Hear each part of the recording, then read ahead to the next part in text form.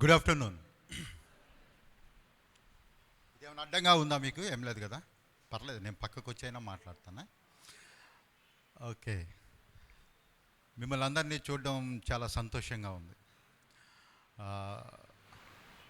ఇంతమంది యవ్వనస్తుల మధ్య ఒక ఇంపార్టెంట్, లేకపోతే ఈ రోజుల్లో అత్యవసరమైనటువంటి ఒక విషయం మీద మాట్లాడడానికి దేవుడు నాకు ఇచ్చినటువంటి గొప్ప అవకాశాన్ని బట్టి దేవునికి ఎంతో వందనాలు చెల్లిస్తున్నాను. నన్ను ప్రేమపూర్వకంగా ఆహ్వానించిన అన్నవాళ్ళు వాళ్ళందరినీ బట్టి కూడా థ్యాంక్స్ తెలియజేస్తున్నాను. చర్చి అథారిటీస్, పాస్టర్స్ వాళ్ళందరినీ బట్టి దేవునికి ఎంతో వందనాలు చెల్లిస్తున్నాను. వారికి కూడా థ్యాంక్స్ తెలియజేస్తున్నాను. అలాగే వినబోతున్న మీకు కూడా చాలా కృతజ్ఞతలు తెలియజేస్తున్నాను. సో కొంచెం ఒక 1 hour ఓపిక పడితే మనందరం కుదురుకుంటాం. చాలా మంచి విషయాలు మీకు నేర్పించడానికి నేను ఇక్కడ నిలబడి ఉన్నాను. దయచేసి మీ దగ్గర ఏమనుకోకుంటే బుక్స్ ఉంటే, పెన్ ఉంటే దయచేసి నోట్ చేసుకోండి. మీకు కొన్ని స్క్రీన్ మీద కూడా కనిపిస్తూ ఉంటాయి. అక్కడ ఏం కనిపిస్తుంది అనేది నాకు తెలియదు, కానీ మొత్తానికి ఇక్కడ ఉన్నది అక్కడ కనిపిస్తుందని ఆశిస్తున్నాను. Thank you. వెనక ఒక పెద్ద టీం ఉంది దీన్ని అంతటిని మానిటర్ చేయడానికి. వాళ్ళు చాలా చక్కగా దీన్ని చేస్తూ ఉన్నారు. చిన్న ప్రార్థన చేసుకొని ఈ సెషన్ని స్టార్ట్ చేద్దాం. దయచేసి తలలో ఉంచి కళ్ళు మూసుకోండి. జస్ట్ ఒక్క 2 నిమిషాలు కళ్ళు మూసుకోండి చాలు. మీరేం పర్లేదు, కొద్దిసేపు ఒక్క కళ్ళు తెరిచి చూడొద్దు. ఈ 2 సెకండ్స్లో ఈ భూగోళం ఏం కూలిపోదు, కాబట్టి దయచేసి కళ్ళు మూసుకోండి ఒక్కసారి.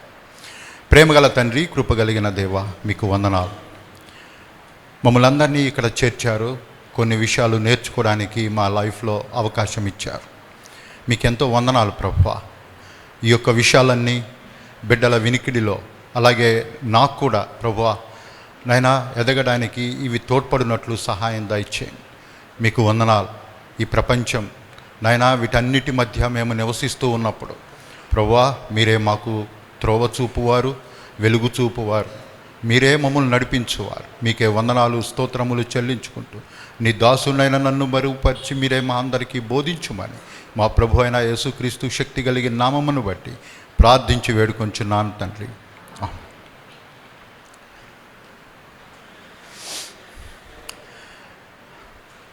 యవ్వన దశ అనేటువంటిది చాలా ప్రెషియస్. మీరందరూ కూడా ఒక టైం పీరియడ్లో, ఈ ఎంటైర్ స్పేస్లో ఒక మంచి టైం పీరియడ్లో మీరున్నారు. యవ్వన దశ అనేటువంటిది ఉత్సాహం ఉరకలేసేటువంటి దశ. అయితే వీళ్ళందరి మధ్య ఇంకొంతమంది ఉంటారు. వాళ్ళని ఒక కవి ఏమన్నాడంటే, వాళ్ళు పుట్టుకతో వృద్ధులు అని అన్నాడు.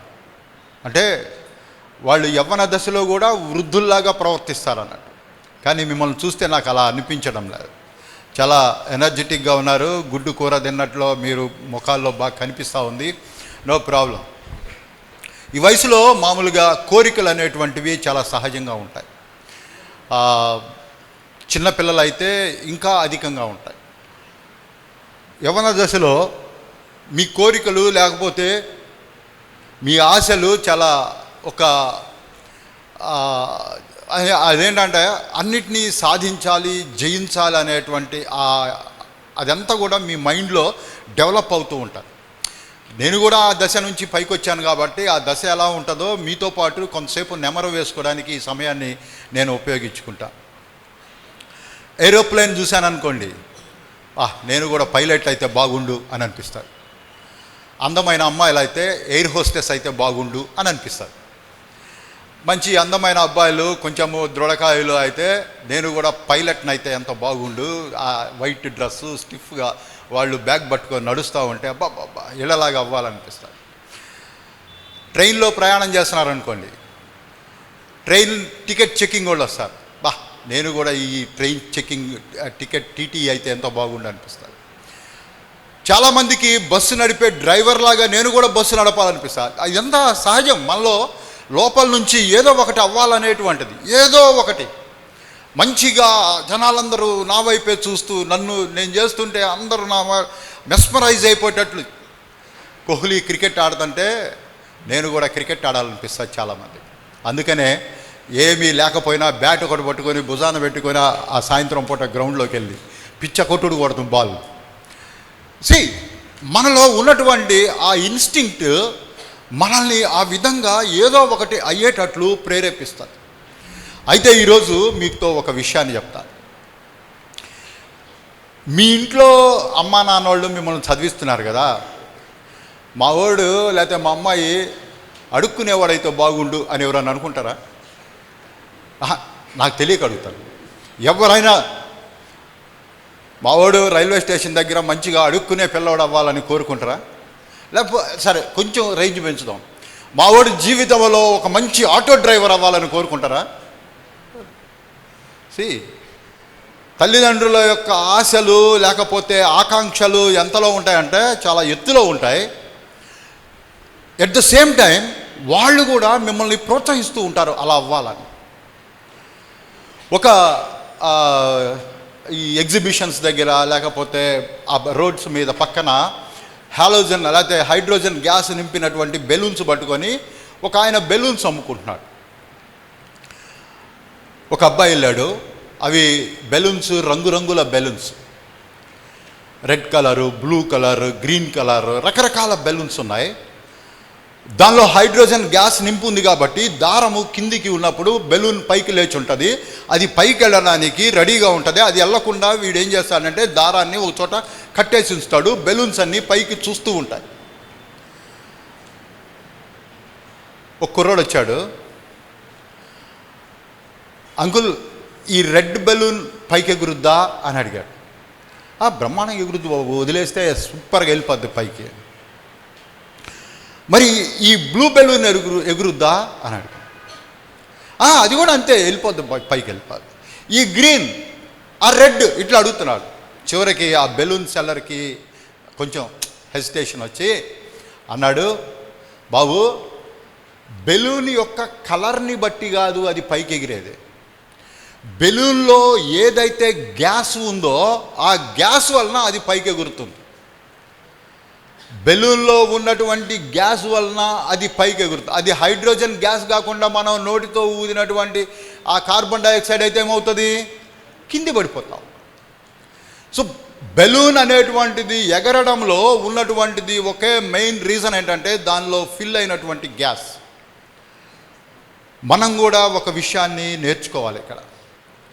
మీరందరూ రకరకాల కలర్స్, మీరు కలర్స్ అంటే ఐ మీన్ తెలుపు నలుపు అని కాదు, అంటే రకరకాల భిన్నమైనటువంటి వ్యక్తిత్వాలు ఉన్నాయి. మీ వ్యక్తిత్వము మీ పక్కనున్నటువంటి వాళ్ళ యొక్క వ్యక్తిత్వము సేమ్ కానే కాదు ఎప్పటికి కూడా. ఎక్కడో ఒక చోట డిఫరెన్స్ ఉంటుంది. గ్యారెంటీ టోటల్ డిఫరెన్స్ ఉండొచ్చు, ఎక్కడో ఒక చోట డిఫరెన్స్ ఉండొచ్చు. దేవుని యొక్క సృష్టి చాలా unique. You are a unique person. నీ వేలుముద్రలు నీ పక్కవాడి వేలుముద్రలు ఎన్నటికీ సరిపోదు.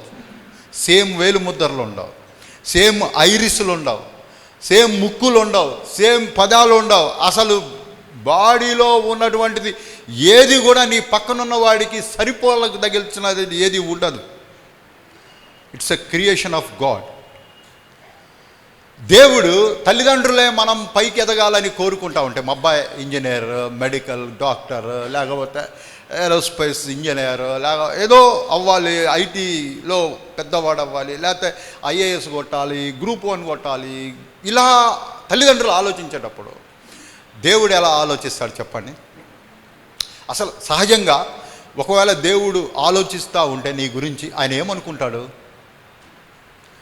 మనము ఎదగాలనే అనుకుంటాడా అనుకోడా? అది చెప్పండి కొంచెం నోటితో. ఏమనుకుంటాడు?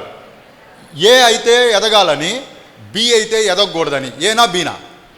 Very good. అట్లా చెప్తేనా కొంచెం మీలో మోటివేషన్ వస్తుంది.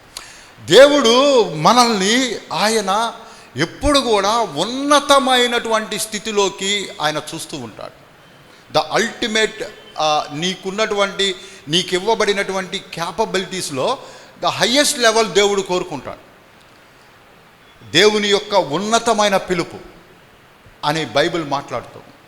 సో ఈరోజు మన యొక్క ఈ ప్రాక్టికల్ టాక్లో నేను మరలా అలా కిందకు వచ్చి మీతో మాట్లాడడం, ఇది ఆపరేట్ చేయడం కొంచెం కష్టం. కాబట్టి నేను ఇక్కడి నుంచే దాదాపుగా మాట్లాడుతూ ఉంటాను. ఏదైనా క్వశ్చన్ వేస్తే దయచేసి కొంచెం పెద్దగా చెప్పండి, నో ప్రాబ్లం. Okay, right. ఈరోజు ప్రాక్టికల్ టాక్ యాక్చువల్గా గోల్ సెట్టింగ్. గోల్ సెట్టింగ్ అనేటువంటి దాని వెనక ఉన్నటువంటి మర్మం, లేకపోతే మరమరాలు, ఈ గోల్ సెట్టింగ్ వెనక ఉన్నటువంటి ఈ మరమరాలు ఏంటంటే you must grow higher and higher. అది ఎవరైనా గోల్ సెట్టింగ్, ఇందాక అడిగినట్టు గోల్ సెట్టింగ్ అంటే నేను ఎట్టి పరిస్థితుల్లో ఆటో డ్రైవర్ని అవ్వాలని కోరుకుంటాడా? ఆ గోల్ పెట్టుకొని జీవితాన్ని గడుపుతారు ఎవరన్నా? లేదు లేదు. ఇక అల్టిమేట్ నేను చూస్తూ ఉంటాను కదా, మనము ఆటో అల్టిమేట్గా ప్రయత్నిస్తాడు, డిగ్రీ చదువుతాడు, ఉద్యోగాల కోసం ఇక ఏది లేకపోతే ఇక ఆటో ఈజీరా అనుకుంటాడు. కానీ మన యొక్క గోల్ అనేటువంటిది ఎప్పుడు కూడా గ్రో హయ్యర్ అండ్ హయ్యర్. మనము ఒకటి అనుకోవడం అనేటువంటిది చాలా ఇంపార్టెంట్. నేను 9th క్లాసులోనో 10th క్లాసులోనో నాకు గుర్తులేదు, మొత్తానికి నేను ఒకటి అనుకునేవాడిని. ఇక రేపు స్కూల్ తెరుస్తారనగా, అంటే జూన్ 11వ తారీఖు. ఎప్పుడు జూన్ 12గా తెరిచేది? ఎప్పుడు తెరుస్తారు బడి? జూన్ 12th అందరికి బడి ఒక్కరోజే తెరుస్తారు. ఆ జూన్ 11వ తారీఖు ఏదో అనుకుంటాను. నేనేమనుకుంటానంటే ఏ రోజు చెప్పిన పాఠం ఆ రోజు చదవాలనుకుంటా. ఏ రోజు చెప్పిన పాఠం ఆ రోజు సాయంత్రం, ఇది ఈ 7 అవర్స్లో మ్యాథ్స్ ఆయన ఏం చెప్పినా, ఇంగ్లీష్ ఆయన, తెలుగు ఆయన, హిందీ ఆయన ఏది చెప్పినా ఆ రోజు దాన్ని కంప్లీట్ చేస్తా. నేను ప్రతిదినము ఈ కంప్లీషన్ అనేటువంటి దాన్ని చెయ్యాలి అనే గోల్ పెట్టుకొని జూన్ 11న అనుకుంటాను. జూన్ 12 నుంచి అది తప్ప మిగతా అన్నీ చేస్తా. ఆ ఒక్కటి తప్ప, ఏది ఏ రోజు చెప్పింది ఆ రోజు చదవటం అనేటిది తప్ప మిగతా అవన్నీ చేయరానివన్నీ కూడా టైం వేస్ట్ ఎలా చేయాలో దానిలో డాక్టరేట్ సాధిస్తాను, నో ప్రాబ్లం. అయితే చాలాసార్లు మనం అనుకున్నటువంటివి 100% జరగవు, 100% మనం చేయలేం. మరి మనకు ఏదైనా ఒక పని కావాలంటే, ఒక పని చేయాలంటే ఏం కావాలి మనకి? చెప్పండి. ఒక పని చేయడానికి మనకేం కావాలి? ఓకే, కొంచెం పెద్దగా ఏం కావాలి మనకు? Okay, very good. పని మీద ఇంట్రెస్ట్ కావాలి. చదవటం మీద ఎవరికి ఇంట్రెస్ట్ ఉంటుంది? సో ఇంట్రెస్ట్ లేదు. ఓకే, ఒక పని బాగా పూర్తి చేయాలంటే, అకంప్లిష్ చేయాలంటే మనకు ఇంకా ఏం కావాలి? చెప్పండి, మీరు ఏం కావాలి? పేషెన్స్, సహనం కావాలి. ఇది మాత్రం కరెక్ట్, సహనం కావాలి. కానీ సహనం ఉంటుందా? అంత ఓర్పు అసలు ఉండనే ఉండదు. ఓకే, కొంచెం సేపు కూడా వెయిట్ చేయలేం మనం. ఇంకా ఏం కావాలి? చదువుకోవాలి, ఫోకస్ కావాలి. వెరీ గుడ్, ఫోకస్ కావాలి. మరి ఫోకస్ కావాలంటే ఈ ఫోకస్ నుంచి డిస్ట్రాక్ట్ చేసేటువంటివి చాలా ఉంటాయి అన్నమాట. ఏం లేదు, మనల్ని డిస్ట్రాక్ట్ చేయడానికి పెద్ద పెద్ద పెద్ద విషయాలు ఏం అక్కర్లేదు. సెల్ ఫోన్ టింగ్ అంటే చాలు. సెల్ ఫోన్లో నుంచి ఒక చిన్న మెసేజ్ వచ్చినటువంటి ఆ సౌండ్ టింగ్ ట్రుక్ ట్రుక్ అని అంటే చాలు, వెంటనే మన ఫోకస్ అంతా జేబులోకి వెళ్ళి ఆ సెల్ ఫోన్ తీసి అది తీస్తాము. అది తీయటం వరకే మన పని, దాన్ని ముయ్యడం అనేటువంటిది మన చేతుల్లో లేదు. అది ఎంతసేపు పట్టుద్దో, ఎంతసేపు అసలు వాడు కూడా ముయ్యకుండా ఉండడం కోసము నువ్వు బ్యాక్ నొక్కగానే ఇంకొక కొత్తది కనిపిస్తుంది. ఇలా మనల్ని ఫోకస్ కూడా చేయలేదు. అయితే బాగా చదువుకోవాలంటే మనకేం కావాలి? ఇంకా ఏం కావాలి? ఇవన్నీ చేయలేకపోతున్నాం కదా. ఇంకా ఏముంటే బాగా చదువుకోగలుగుతాం? ఇంకేమి లేవు కాబట్టి బాగా చదవలేకపోతున్నాం. అది చెప్పరే? ఇంకేం లేవు మన దగ్గర. అరే, కష్టపడడం లేదు, సహనం లేదు, ఇంట్రెస్ట్ లేదు, ఫోకస్ లేదు, ఏమీ లేకుండా చదవాలంటే ఎట్ట కుదురుద్ది? వెనకడికి మా ఇంటి వెనక అబ్బాయి వాళ్ళ అమ్మ, అరే చదవరా అని అరుస్తుంది. ఏంది చదివేది? ఏమైనా పాలు పెతకడం అనుకున్నావా చదవటం అంటే? ఏమో ఆ చందమామ గురించి చదవాలా, సూర్యుడి గురించి చదవాలా, భూమి గురించి, ఎవడు నీకు చెప్పిన చదవమని ఓరక వాడు అరుస్తున్నాడు ఇంటి వెనక నుంచి. చదవటం అంటే ఇంత ఉందా అని అనిపించే లెవెల్లో మాట్లాడాడు వాడు. వాళ్ళమ్మ నాన్న చదువుకోరా అన్న మాటకి వాడు ఎంత విశ్లేషణ ఇచ్చాడంటే చదువు గురించి. చంద్రుడేంది, సూర్యుడేంది, భూమి ఏంది, మనిషి ఏంది, వాడి కాలు ఏంది, వాడి చెయ్యి ఏంది, ఏంది మా చదివేది ఇవన్నీ. పాలు పెతకడం అనుకున్నా, వాళ్ళమ్మ పాలు వెతుకుతూ వాళ్ళు చదువుకోరా అంది. అది ఎంత. సో మరి చదువు అనేటువంటిది ఈ ఏజ్లో లేకపోతే ఏమవుతుంది? ఏం చేయగలుగుతాం? ఓ మహా అయితే పాల కేంద్రం ఒకటి పెడతాం. ఇంకా కొంచెం డబ్బులుంటే సంఘం డైరీ వాళ్ళ మెంబర్షిప్ తీసుకుంటాం. ఇంకొంచెం డబ్బులుంటే ఒక టీ కొట్టో కిళ్ళి కొట్టో పెడతాం. ఇంతకంటే ఏం చేయగలం చదువు లేకపోతే? ఇవన్నీ ఏది కాదనుకుంటే వాట్సాప్లో వాట్సాప్ యూనివర్సిటీలో డిగ్రీలు పొందుతాం. మనకి బయట యూనివర్సిటీలో డిగ్రీ రాకపోయినా వాట్సాప్ యూనివర్సిటీలో డాక్టరేట్లు రెడీగా ఉన్నాయి.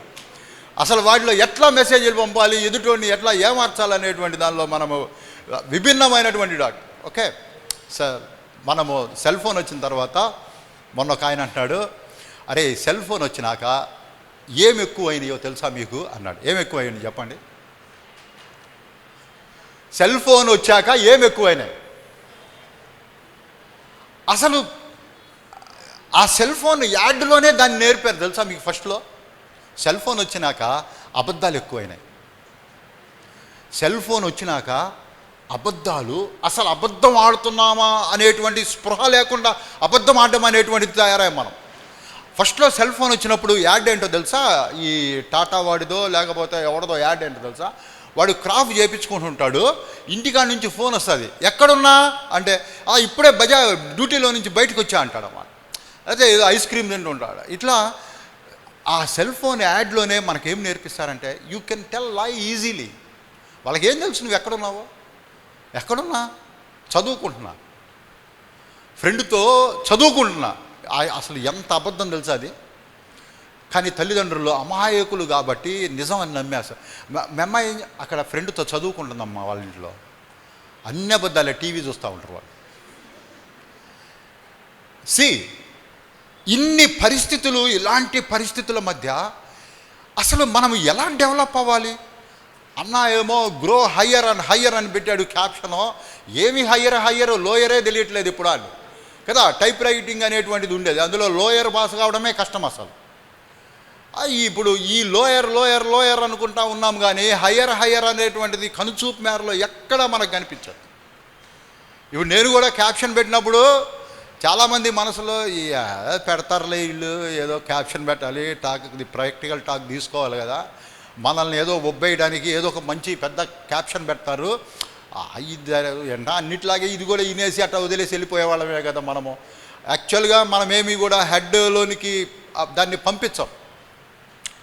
దాన్ని అంతటినీ కూడా ఈజీగా ఈ చెవిలో విని ఇక్కడ బయట పెట్టి ఈ గోడ ఆ తలుపులోంచి బయటకు వెళ్తేప్పుడు ఆ మొత్తం ఇక్కడ పడేసి వెళ్ళిపోతుంది. తర్వాత ఏమీ జ్ఞాపకం ఉండదు. అది అందరికీ ఉన్నటువంటి ఒక బలహీనత. అయితే ఈరోజు మనము నేర్చుకునేటువంటి ఈ విషయాల్లో గోల్ పెట్టుకోవడం అనేటువంటిది ప్రతి వ్యక్తికి చాలా ఇంపార్టెంట్. అయితే మొట్టమొదట ఏమి కావాలి చదువుకోవడానికంటే ఈ ఫోకస్సు, ఇంట్రెస్ట్, లేకపోతే ఎన్నిటికంటే ముఖ్యంగా అసలు చదువుకోవడానికి కావాల్సింది జ్ఞానం. నేను చదువుకుంటే ఏమవుతాను, నేను చదువుకోకపోతే ఏమవుతాను అని ఆలోచించగలిగేటువంటి జ్ఞానం మనకు కావాలి ఫస్ట్. ద నాలెడ్జ్ అనేటువంటిది, ఆ విధమైనటువంటి నాలెడ్జ్ మనకు చాలా ఇంపార్టెంట్. కానీ నాలెడ్జ్ ఎక్కడి నుంచి వస్తుంది? బయట కొట్లో దొరికేదైతే రోజుకో 10 రూపాయలు కొనుక్కొని సప్పరించుకుంటూ తిరిగేవాడు. మరి నాలెడ్జ్ ఏమో బయట కొట్లలో దొరకదు, లేకపోతే అమెజాన్లో దొరకదు, ఫ్లిప్కార్ట్లో దొరకదు, మీషోలో దొరకదు, ఇంకే కంపెనీల్లో దొరకదు. ఎక్కడ దొరుకుద్ది అని అంటే సెర్చ్ చేస్తే ఒక ఆయన బైబిల్లో ఏమి రాశాడంటే దేవుని యందు భయభక్తులు కలిగి ఉండుట the origin of the knowledge. అది అసలు ఆ పుట్టుక, నాలెడ్జ్ యొక్క పుట్టుక నీలో రావాలంటే నీకేముండాలని చెప్తున్నాడంటే the fear of the lord. దేవుని యందు భయభక్తులు కలిగి ఉండట. ఎవరికి ఉంది దేవుని యందు భయభక్తులు? ఈ వయసులో అసలే ఉండదు. ఎవరైనా అడిగితే కొంచెం పెద్ద అయినాక అవన్నీ కొంచెం వయసు రానియండి, అప్పుడు ఆలోచిద్దాం దేవుని గురించి అని అంటారు. ఇంట్లో తల్లిదండ్రులు కూడా, మీరు చర్చికి రెగ్యులర్ గోయర్స్ అయితే తల్లిదండ్రులు ఏం చేస్తారు, అమ్మ లేచి ప్రార్థన చేసుకో, లేచి ప్రార్థన చేసుకో అనగానే వీర విధేయులైనటువంటి పిల్లలు ఏం చేస్తారో తెలుసా, మంచం మీదే మోకరిస్తారు, కాకపోతే తల ఇలా పెట్టి గురకలు తీస్తారు. సహజంగా జరిగేది ఇళ్లలో. దేవుని యందు భయభక్తులు అనేటువంటివి అంత ఈజీగా మనకు అబ్బేటువంటివి కాదు. మనం అందుకనే ఇప్పుడు ఏం చేయాలంటే, ఫస్ట్ జీవితంలో ఎదగాలి అంటే మొట్టమొదట దేవుని యందు భయభక్తులు కలిగి ఉండడంలో మనము కొన్ని గోల్స్ పెట్టుకొని స్టార్ట్ చేయాలి. ఎందుకు? మనకు జ్ఞానం కావాలి, తెలివి కావాలి. బైబిల్ ఏం చెప్తుంది? దేవుని యందు భయభక్తులు కలిగి ఉండట జ్ఞానమునకు మూలము. ఇంకో చోట ఏం చెప్తారు? దేవుని యందు భయభక్తులు కలిగి ఉండట తెలివికి మూలము అని చెప్తాం. జ్ఞానము అనేటువంటిది వాట్ యు ఎక్వైర్, నువ్వు సంపాదించుకునేది. జ్ఞానము అనేటువంటిది నువ్వు సంపాదించుకునేది. నువ్వు వివిధ పుస్తకాలు చదవడం ద్వారా, వివిధమైన వస్తువులు చూడడం ద్వారా, వివిధ అనుభవాల ద్వారా నువ్వు జ్ఞానాన్ని సముపార్జించుకుంటావు. తెలివి అంటే ఏంటో తెలుసా? నువ్వు సముపార్జించుకున్నటువంటి ఆ జ్ఞానాన్ని నిత్య జీవితంలో ఎలా వినియోగించాలి అనేటువంటిదే తెలివి. వీడు చాలా తెలివైనడురా బాబు అంటారు. ఆ జ్ఞానాన్ని, ఆ లోక జ్ఞానాన్ని చాలామంది చాలా ఈజీగా వినియోగిస్తూ ఉంటారు, చాలా ఈజీగా ఏమారుస్తుంటారు. నిన్నగాక మొన్న పేపర్లో ఒక ఆశ్చర్యపరిచేటువంటి ఒక గొప్ప విషయం పేపర్లో రాశారు. సిబిఐ డైరెక్టర్గా పనిచేసినటువంటి ఒక ఆయన, సిబిఐకే డైరెక్టర్ అంటే the most great intelligence department in India. సిబిఐకి డైరెక్టర్గా పనిచేసిన ఆయన భార్యనే కొంతమంది భయంకరంగా ఏమార్చి 2 కోట్ల రూపాయలు కొట్టేశారు ఆమె దగ్గర ఆన్లైన్లో. సిబిఐ డైరెక్టర్ భార్య దగ్గర జనాలు ఎంత తెలివితేటలు మీరిపోయారో ఆలోచించుకోండి. అసలు ఎట్లా ప్రజల్ని ఏమారుస్తున్నారో ఆలోచించుకోండి. అయితే దేవుని యందు భయభక్తులతో వచ్చినటువంటి ఈ జ్ఞానం ఉంది చూసారా, అది ఇతరులను ఏమార్చేది కాదు, అది నిన్ను ఎదిగింపజేసేది. దేవుడు మనల్ని ఏమని కోరుకుంటాడు? ఇందాక చెప్పుకున్నాం. ఏం చెప్పుకుంటాం? దేవుడు మనల్ని ఆయన ఇచ్చినటువంటి తలాంతుల్ని బట్టి, క్యాపబిలిటీస్ని బట్టి హయ్యర్ లెవెల్లో మనం తయారవ్వాలని దేవుడు కోరుకుంటాడు. సో ఈరోజు మనము స్పిరిచువల్గా కొన్ని గోల్స్ పెట్టుకోవడం అంటే ఏంటో చూస్తాం. బైబిల్లో నుంచి ఒక్క వాక్యాన్ని చదువుతాను చూడండి. మీరు రోమాపత్రిక 12వ అధ్యాయం 2వ వచనంలో ఈ విషయం ఉంటుంది. రోమాపత్రిక అపోస్తలుడైన పౌలు రోమీయులకు రాసిన పత్రిక 12వ అధ్యాయం 2వ వచనం. ఈ లోక మర్యాదను అనుసరింపక ఉత్తమమును అనుకూలమును సంపూర్ణమై ఉన్న దేవుని చిత్తమేదో పరీక్షించి తెలుసుకొనున్నట్లు మీ మనస్సు మారి నూతన మగుట వలన రూపాంతరం పొందండి. నేను ఇంగ్లీష్లో ఒకసారి దీన్ని ఈజీగా, అంటే తెలుగు కొంచెము ఆ గ్రాంధికమైనటువంటి పదాల్లో మనకు సరిగ్గా అది అటాచ్ అవ్వలేదు కాబట్టి ఇంగ్లీష్లో న్యూ ట్రాన్స్లేషన్ వర్షన్లో ఇంగ్లీష్లో చాలా అద్భుతంగా రాయబడి ఉంది ఇదే వాక్యాన్ని ఇంగ్లీష్లో. Don't copy the behaviour and customs of this world. Don't copy. చాలాసార్లు మనందరం దేనికి ప్రయత్నిస్తాము? ఇతరులను కాపీ చేయడానికి. ఆమె భలే ఇయర్ రింగ్స్ పెట్టుకుంది, అలాంటి ఇయర్ రింగ్స్ కాపీ, రైట్? మంచి డ్రెస్ వేసాడు కోహ్లీ, లేకపోతే ధోని మంచి డ్రెస్ వేసాడు, నేను కూడా అలాంటి జీన్ ప్యాంట్ కొను, కాపీ, రైట్? కాపీ. వాళ్ళు ఎలా వాళ్ళు ఆడుతున్నప్పుడు వాళ్ళ మేనరిజమ్స్, ఆ మేనరిజమ్స్ను కాపీ చేస్తారు చాలామంది. ఈ కాపీ అది యాక్చువల్గా ఎగ్జామినేషన్స్లో కూడా అదే చేస్తారు. Don't copy the behaviour and customs of this world but let God transform you. దేవుడు నిన్ను ఒక మంచి మార్పులోనికి తీసుకురానివ్వండి. But let God transform you into a new person by changing the way you think. నీ ఆలోచన విధానం మారిపోవడం. దేవుడు నిన్ను ఒక మంచి గొప్ప వ్యక్తిగా చేయాలనుకుంటున్నాడు. Then you will learn to know God's will for you. అప్పుడు నువ్వు దేవుడు నన్ను ఇలా చేయాలనుకుంటున్నాడు అని అనుకుంటావు. Which is good and pleasing and perfect. ఎంత అద్భుతమైన వాక్యం అండి ఇది. దయచేసి దీన్ని ప్రతిరోజు దీన్ని ఒక్కసారన్నా మీ చదివి లేకపోతే ఎక్కడన్నా రాసుకొని ప్రతిరోజు దీన్ని చదువుకోండి. ఈ మాటను ఎంత అద్భుతమైనటువంటి మాటలు అపోస్తులుడైన పౌలు ఒక సంఘాన్ని ఉద్దేశించి రాశాడు. అందులో ఉన్నటువంటి ముఖ్యంగా అప్పుడే ఎదుగుతున్నటువంటి ఆ నూతన క్రైస్తవులను ఉద్దేశించి ఎంత చక్కగా, don't copy the behaviour and customs of this world but let God transform you into a new person by changing the way you think, then you will learn to know God's will for you which is good and pleasing and perfect.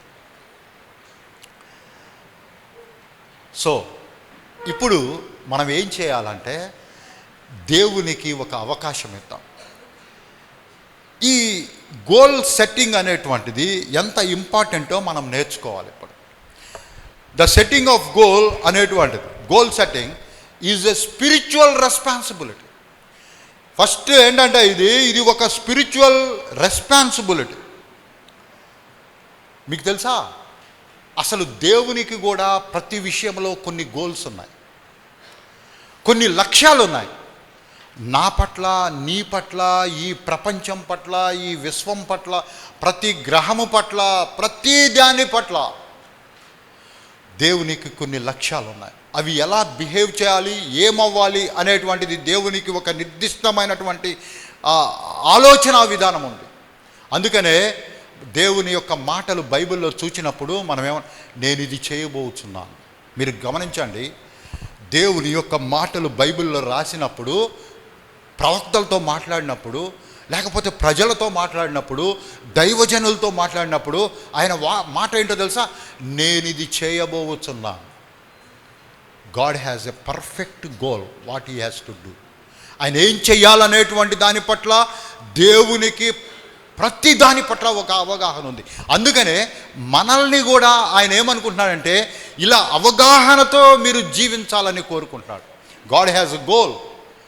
Goal setting is a spiritual responsibility. దేవుని యందు భయభక్తులు ఉంచాలనుకునేటువంటి ప్రతి ఒక్కరికి ఉన్నటువంటి ఒక ముఖ్యమైన ఉద్దేశం ఏంటో తెలుసా, వాళ్ళు ఆ కొన్ని గోల్స్ని పెట్టుకోవాలి. అసలు గోల్స్ అంటే ఏంటి, లక్ష్యాలు అంటే ఏంటి?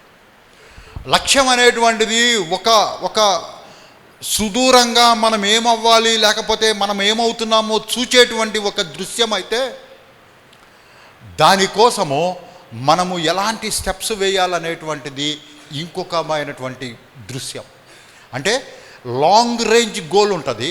నేను ఎట్లా అయినా సరే, మీరు ఎప్పుడైనా న్యూస్ పేపర్లో లేకపోతే మ్యాగజైన్స్లో ఈ ఐఏఎస్ కలెక్టర్ ఫస్ట్ ర్యాంక్ కొట్టిన వాళ్ళు, గ్రూప్ 1 ఫస్ట్ ర్యాంక్ కొట్టిన వాళ్ళు, నీట్లో ఫస్ట్ ర్యాంక్ కొట్టిన వాళ్ళు, లేకపోతే ఎంసెట్లో ఫస్ట్ ర్యాంక్ కొట్టిన వాళ్ళు, వాళ్ళ యొక్క ఇంటర్వ్యూలు వేస్తారు. ఎప్పుడైనా చూసారా మీరు? ఇంటర్వ్యూలు వేస్తారు. ఏం చెప్తారు? ప్రతి ఒక్కళ్ళు ఏం చెప్తారు చెప్పండి? ఏం చెప్తారు? సహజంగా చెప్పే మాట ఏంటో ఆలోచించండి ఒకసారి. నేను ఇది అవ్వాలని ముందుగానే డిసైడ్ చేసుకున్నాను. ఇప్పుడు ఉదాహరణకి ఇంటర్మీడియట్లో ఫస్ట్ ర్యాంక్ వచ్చిన వాళ్ళు గురించి వాళ్ళ దగ్గరికి వెళ్ళి ఇంటర్వ్యూ చేసేవాళ్ళు ఏం చెప్తారు తెలుసా, నేను ఖచ్చితంగా బాంబే ఐఐటిలో నేను మెకానికల్ ఇంజనీర్ లేకపోతే కంప్యూటర్ ఇంజనీర్ అవ్వాలనుకుంటున్నాను. వాళ్ళు ఆల్రెడీ ఒక ఉద్దేశంతో చదవటం ప్రారంభిస్తారు. ఇప్పుడు ఉదాహరణకి మీరే ఉన్నారు, ఇంటర్మీడియట్ చదువుతున్నారు, లేకపోతే డిగ్రీ చదువుతున్నారు, లేకపోతే ఇంజనీరింగ్ చదువుతున్నారు. నేను ఇంజనీరింగ్ అయిపోయే నాటికి నేను గ్రూప్స్ కొట్టాలి అని అనుకునేవాళ్ళు చాలామంది నాకు తెలుసు. ఇంజనీరింగ్ అయిపోయే నాటికి నేను సివిల్స్ రాయాలి అని అనుకున్న వాళ్ళు నాకు చాలామంది తెలుసు. చాలామంది దానికోసం కష్టపడేవాళ్ళు తెలుసు. అన్నం తినక ఆ ఎన్టీఆర్ సర్కిల్లో హైదరాబాద్లో ఆ కోచింగ్ సెంటర్ల దగ్గర పడిగాపులు కాసేవాళ్ళు, ఆ మెటీరియల్ కోసము, ఆ మెటీరియల్ తెచ్చుకొని చదువుకోవడం కోసం పడిగాపులు కాసేవాళ్ళు నాకు తెలుసు. వాళ్ళు ఏం చేస్తారో తెలుసా, వాళ్ళు రూమ్స్లో ఉంటారు. సాయంత్రము 5 గంటలకి 6 గంటలకి ఒక టైం పెట్టుకుంటారు. వాళ్ళు అక్కడ ఒక పార్క్ ఉంటుంది, ఆ పార్కులో చేరుతారు. చేరి వీళ్ళేం చదివారో వాళ్ళని ప్రశ్నలు అడుగుతారు, వాళ్ళేం చదివారో వీళ్ళని ప్రశ్నలు అడుగుతారు. ఈ ప్రశ్నలు అడగడం ద్వారా వాళ్ళు చాలా విషయాలు, కొత్త కొత్త విషయాలు నేర్చుకుంటారు, ఎంకరేజ్ అవుతారు. అరే వీళ్ళు మనకంటే బాగా చదువుతున్నారా, ఇంకా నేను చదవాలరా అని ఎంకరేజ్ అవుతారు. ఇలాంటి వాళ్ళు చాలామంది ఉన్నారు. మీరు కనుక వెళ్ళి ఆ ఎన్టీఆర్ సర్కిల్ దగ్గర కనుక ఆ కుర్ర పిల్లలను చూస్తే నోట్సులు పట్టుకొని, బుక్స్ పట్టుకొని స్పీడ్గా తిరుగుతూ ఉంటారు వాళ్ళు కోచింగ్ సెంటర్లో. ఏంటి అంటే ఒకే ఒక గోల్, నేను ఎప్పటికైనా సరే ఒక మంచి ఉద్యోగం సాధించాలి, ఒక మంచి ఉద్యోగంలో స్థిరపడాలి. That is the goal. Overnight heroes అయినటువంటి కొంతమంది క్రికెటర్స్ ఉన్నారు. ఒక 14 ఏళ్ల కుర్రాడు ఈ మధ్యకాలంలో T20లో సెంచరీ దాకా వచ్చాడు. అబ్బాయి పేరు నేను మర్చిపోయాను. ఆ అబ్బాయి అలా ఆడడానికి పేరు చెప్పు. వైభవ్. Very good, Vaibhav. ఈ వైభవ్ అనే కుర్రాడు చాలా చిన్న వయసులో అద్భుతంగా ఆట ఆడాడు. ఎలా వచ్చింది? రాత్రి పడుకొని ఆట నాకి అంటే వచ్చిందా? లేదు. ఎట్లా వచ్చింది ఆట? ఎట్లా వచ్చింది? నీకంటే ముందు 4 గంటలకు లేచి గ్రౌండ్కి పోయేవాడు.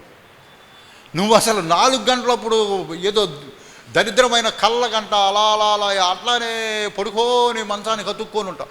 నువ్వు మంచానికి అతుక్కోకముందే వాడు లేచి మొహం కడుక్కొని శుభ్రంగా స్నానం చేసి వాడు బ్యాటు గీటు మొత్తం బ్యాగ్ సర్దుకొని తగిలించుకొని పరిగెత్తుకుంటా పోయి బస్సు ఎక్కి స్టేడియంకి పోయేవాడు. ఆడకు పోయి ఏం చేసేవాడు? ఏరిసిన పప్పులు కూర్చొని తింటా ఉండేవాడా?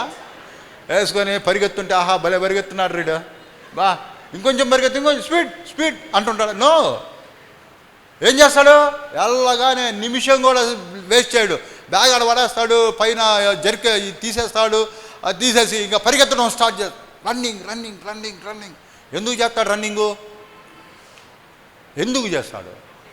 బాగా చెమట పడితే మంచిగా స్నానం చేస్తే హాయిగా ఉంటుందనే. మరి ఎందుకు పరిగెత్తాడు? స్టామినా. ఆట పొద్దు నుంచి సాయంత్రం దాకా ఆడాలి. ఒక్కరోజు 5 రోజులు ఆడాలి ఆట. ఊరకనే లేదు ఆట అంటే. ఆడ పరిగెత్తాలా, బాల్ ఎప్పుడు వస్తుంది కాన్సన్ట్రేషన్తో ఉండాలి. బాల్ వస్తుంటే పరిగెత్తి ఆ బాల్ నాపాలా, డైవ్ చేయాలా. లేకపోతే ఏం చేస్తాడు? అక్కడి నుంచి ఇద్దరు అడుస్తారు, రే వరే నువ్వు నిన్ను పెట్టావు అనవసరంగా ఆడ అంటారు. మీకు తెలుసో తెలియదో భలే తిడతారు తెలుసా. అసలు కెప్టెన్ కానీ పక్కనోడు బాల్ వేసేవాడు ఆడు కొట్టగానే బాల్ పోతుంది అనుకో, మనం పట్టుకోపోయేసరికి చేతుల మధ్యలో నుంచి పోతే ఎవడు ఆడు పెట్టిందండి అసలు భయంకరంగా మాట్లాడతారు. అలాంటి మాటలు పడుతూ ఆ బాల్ ఈసారి వదులు. ఎంత కష్టపడితే అతను ఆ స్టేజ్కి వెళ్ళగలిగాడు, అది ఎప్పుడన్నా ఆలోచించారా? ఆ స్టేజ్కి ఎలా వెళ్ళగలి? ఆ వైభవం చూసి అబ్బాయి ఏం కొట్టాడు, ఇంకో సిక్స్ కొట్టరా అని కూర్చొని మనం పల్లీలు తింటా లేకపోతే ఏదో తింటా కొట్టు ఆడ కొడతాం అనేటువంటిది ఎంత కష్టమో తెలుసా? ఆ స్పీడ్ బాల్స్ మీదకి వస్తుంటే గుండెలు అవిసిపోతాయి. ఏడదగులుద్దరు స్వామి. ఆ బాలు అది మామూలుగా వెళ్ళదు. ఆ బాళ్ళు కూడా అదొక రకమైన శబ్దంతో వెళ్తాయి. మనం ఇలా నుంచుంటామా, అట్ట పడి అవుట్ స్వింగ్ ఇట్లా చెవ్వెమ్మటగా జిప్ అంటుంది అనమాట. ఒక సౌండ్ వస్తుంది. అసలు ఆ గుండె జలతరేస్తుంది ఆ సౌండ్కి. అదే మొహానికి తగిలితే తగలరాని చోట తగిలితే భగవంతుడా ఎంత భయంగా ఉంటుంది బ్యాటింగ్కి వెళ్ళేవాడికి. బ్యాటింగ్కి వెళ్ళేవాళ్ళు మీరు ఎప్పుడైనా చూసారా? బ్యాటింగ్కి వెళ్ళేవాళ్ళని మీరు ఎప్పుడైనా చూసారా? పైకి చూస్తాడు, కిందికి చూస్తాడు, పైకి చూస్తాడు, కింద పెట్టి టిట్టి అనుకుంటాడు, ధైర్యం చెప్పుకుంటాడు, తూ అనుకుంటాడు. ఎన్ని మనసులో జరిగేటువంటి ప్రక్రియలు ఇవి. నేను కూడా క్రికెట్ ఆడాను కాబట్టి చెబుతున్నా. బాల్ వచ్చి మన కాళ్ళ మధ్యలో నుంచి వెళ్ళింది అనుకో, తూ అనుకో లోపల, బయటికి అందరూ కనపడితే మళ్ళీ వాడికి చులకం అయిపోతాం బాల్ వేసేవాడికి. అందుకని లోపల ఏడు రైతు నాయన తొందరగా కనెక్ట్ అయితే బాగుండు. అసలు ఫస్ట్ ఓవర్ ఉంటుంది, అబ్బా అసలు అంతకంటే భయంకరమైన పరిస్థితి ఇంకెక్కడ ఉండదు అనమాట. పులుల మధ్య సింహాల మధ్య మనిషి నుంచో పెడితే ఎంత భయంగా ఉంటుంది అంత భయం. కానీ ఇవాళ అలా నేర్చుకున్నారు. ప్రతి బాల్ని లిఫ్ట్ చేసి 6లో 4 కొట్టడం, కరెక్ట్గా ఎంత ప్రాక్టీస్ అండి, ఎంత నైపుణ్యం అండి, కళా నైపుణ్యం. ఆర్ట్ వేసేవాడిని చూస్తే, బొమ్మలు వేసేవాడిని చూస్తే ఇంతేగా బొమ్మ వేసేది ఏముంది, ఈ చెట్టు గీసి టిట్టి అద్దితే చెట్టు అయిపోద్దని అనుకుంటాం. గీసి చూద్దాం, అది చెట్టులాగా కనపడితే అడగండి మీరు. ఆ కళా నైపుణ్యం రావాలంటే వాళ్ళు చాలా కష్టం.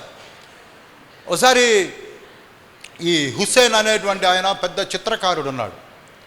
ఒక ఆమె అడిగిందంట, అయ్యగారు అయ్యగారు నా బొమ్మ ఒకసారి గీయండి అని అడిగారు.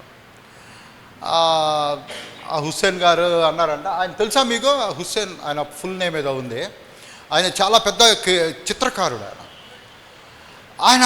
ఆమె అటు అన్నాడంట, మీ బొమ్మ గీయాలంటే ఒక 50,000 అయింది అన్నాడు. 50,000 సరే పర్లేదులేండి గీయండి అందంట. ఆయన కూర్చోబట్టుకొని ఊరికెళ్ళి ఆమె ముఖ తెచ్చేసేసి ఇది ఇచ్చేసి 50,000. ఆమె అందండి, ఏందండి 4 గీతలు గీసి 50,000 అడుగుతున్నావు అందంట. మనలాగా ఏది టమాటా కాయల దగ్గర మనం కూడా అంటాం కదా, ఏంది చిన్న చిన్న కాయలు ఇంత రేటు చెబుతున్నావు ఏందంటాం, ఆ టైపులో ఆమె కూడా అందంట, ఏంది ఇది ఏందండి ఊరికి టిట్ అన్నట్టు ఇచ్చారు. అమ్మా అసలు ఆ స్ట్రోక్స్ నేర్చుకోవడానికే నాకు 30 ఏళ్ళు పట్టిందమ్మా. 30 years ఆఫ్ కృషితో నేను ఇలా స్ట్రోక్స్ చేయడం నేర్చుకున్నాను.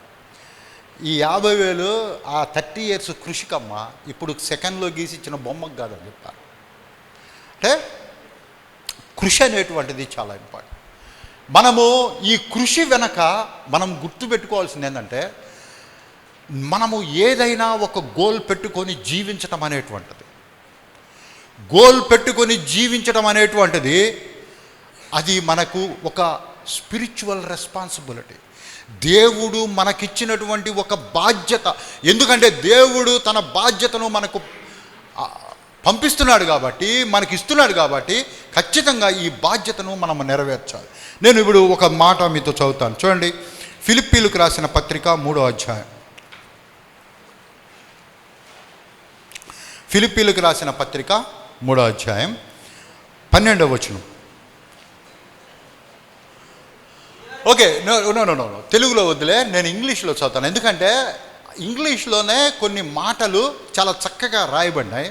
తెలుగులో ఆ కాలంలో ఉన్నటువంటి ఆ గ్రాంధికమైనటువంటి పదాలు మనకు సరైనటువంటి మీనింగ్ని, అంటే కాంటెంపరీ మీనింగ్ని అవి కొన్నిసార్లు ఇవ్వలేవు తెలుగులో చదివినప్పుడు. అందుకనే మీరు తెలుగులో బైబిల్ చదివేటప్పుడు ఇంగ్లీష్లో కూడా చదవడం ప్రాక్టీస్ చేయండి. ఎందుకంటే మీరందరూ చదువుకున్న వాళ్ళు కాబట్టి. నేను ఇంగ్లీష్లో చదువుతాను. Not that I have already obtained all this. నేను ఇదంతా గెలుచుకున్నానో లేకపోతే సంపాదించుకున్నానో కాదు. Not that I have already obtained all this or have already arrived at my goal. నేను ఇప్పటికే నేను నా గోల్ని చేరుకున్నానని కాదు. పౌలు చెప్తున్నాడు ఫిలిప్పీ సంఘంతో, ఆయనకు ఒక గోల్ ఉంది పౌలుకి. ఆ గోల్ని నేను చేరుకున్నానని కాదు my goal, but I press on to take hold of that for which Christ Jesus took hold of me. Yesu ప్రభు నన్ను దేనికోసమైతే పట్టుకున్నాడో దాని నిమిత్తము నేను పరిగెత్తుతూ ఉన్నాను. But one thing I do, forgetting what is behind and straining toward what is ahead, I press on toward the goal to win the prize. Goal కోసము ఆయన ఉన్నటువంటి అనుకున్నటువంటి లక్ష్యం కోసము ఆయన వేగిర పడుతున్నాడు. ఎందుకంటే ప్రభువు దేనికోసమైతే తన్ను ఎన్నుకున్నాడు. మీకు ఒక విషయం చెప్పేదా, దేవుని అనేటువంటి స్పృహ, దేవుడు అనేటువంటి స్పృహ, దేవుడు ఉన్నాడు, ఆయన నా రక్షకుడు అనేటువంటి స్పృహ మీకు నిన్న ఈరోజు జరిగినటువంటి ప్రతి కార్యక్రమంలో దేవుడు మీకు చూపిస్తూ వచ్చాడు. మీరు దాన్ని జ్ఞాపకమున్నా ఉంచుకోలేకపోయినా దేవుడు నిన్ను రక్షిస్తాడు, నిన్ను రక్షించేవాడు. ఆయన కొరకు నువ్వు పవిత్రంగా జీవించాలి అనేటువంటిది దేవుడు నీకు నేర్పిస్తూ వస్తున్నాడు. దేవుని కోసం పవిత్రంగా జీవించటం, ద ప్యూరిటీ అంటే ఏంటో తెలుసా? ఆ పవిత్రంగా జీవించటంలో నువ్వు ఎదగటం అనేటువంటిది చాలా ఇమిడితమై ఉన్నది. అది ఇమిడి ఉన్నది దానిలో. నువ్వు పవిత్రంగా దేవుని కొరకు జీవించడం అంటే ఏంటో తెలుసా? దేవుని కొరకు నువ్వు గొప్ప విజయాలు సాధించాలి. దేవుని కొరకు నువ్వు గొప్ప బిడ్డగా ఆయనకు మహిమ తీసుకురావాలి. వ్యక్తిగా ఆయనకు మహిమ తీసుకురావాలి. సోషల్ రిలేషన్షిప్స్లో ఆయనకు మహిమను తీసుకురావాలి. నీకున్నటువంటి ప్రతి దానిలో దేవునికి మహిమను తీసుకురావాలంటే the spiritual responsibility you have is the goal setting. నువ్వు ఒక గోల్ని నువ్వు ఏర్పరచుకోవాలి. దేవుని కొరకు గోల్ని ఏర్పరచుకోవడమే కాదు, దాని కొరకు వేగిరపడాలి, దాని కొరకు పౌలు వలె పరిగెత్తాలి. అందుకనే క్రీస్తు యేసునందు దేవుని 14వ వచనంలో ఉంటుంది, ఫిలిప్పీ పత్రిక 3, క్రీస్తు యేసునందు దేవుని ఉన్నతమైన పిలుపునకు కలుగు బహుమానము పొందవలనని గురి వద్దకే, గోల్ వద్దకే పరిగెత్తుచున్నాను. కాబట్టి మనలో సంపూర్ణమైన వారందరము ఈ తాత్పర్యము కలిగి ఉన్నాము. గోల్ సెట్టింగ్ అనేటువంటిది, లేకపోతే ఆ స్పిరిచువల్ రెస్పాన్సిబిలిటీ అనేటువంటి దాన్ని మనం ఎప్పుడు కూడా విడిచిపెట్టకూడదు.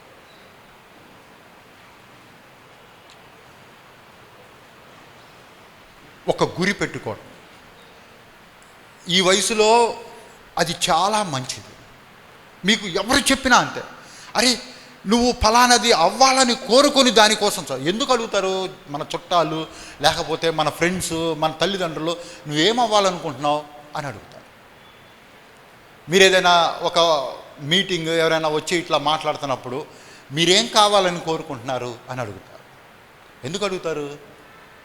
ఆల్రెడీ నీకంటూ ఒక లక్ష్యం ఉందా లేదా అని వాళ్ళు ప్రశ్నిస్తారు.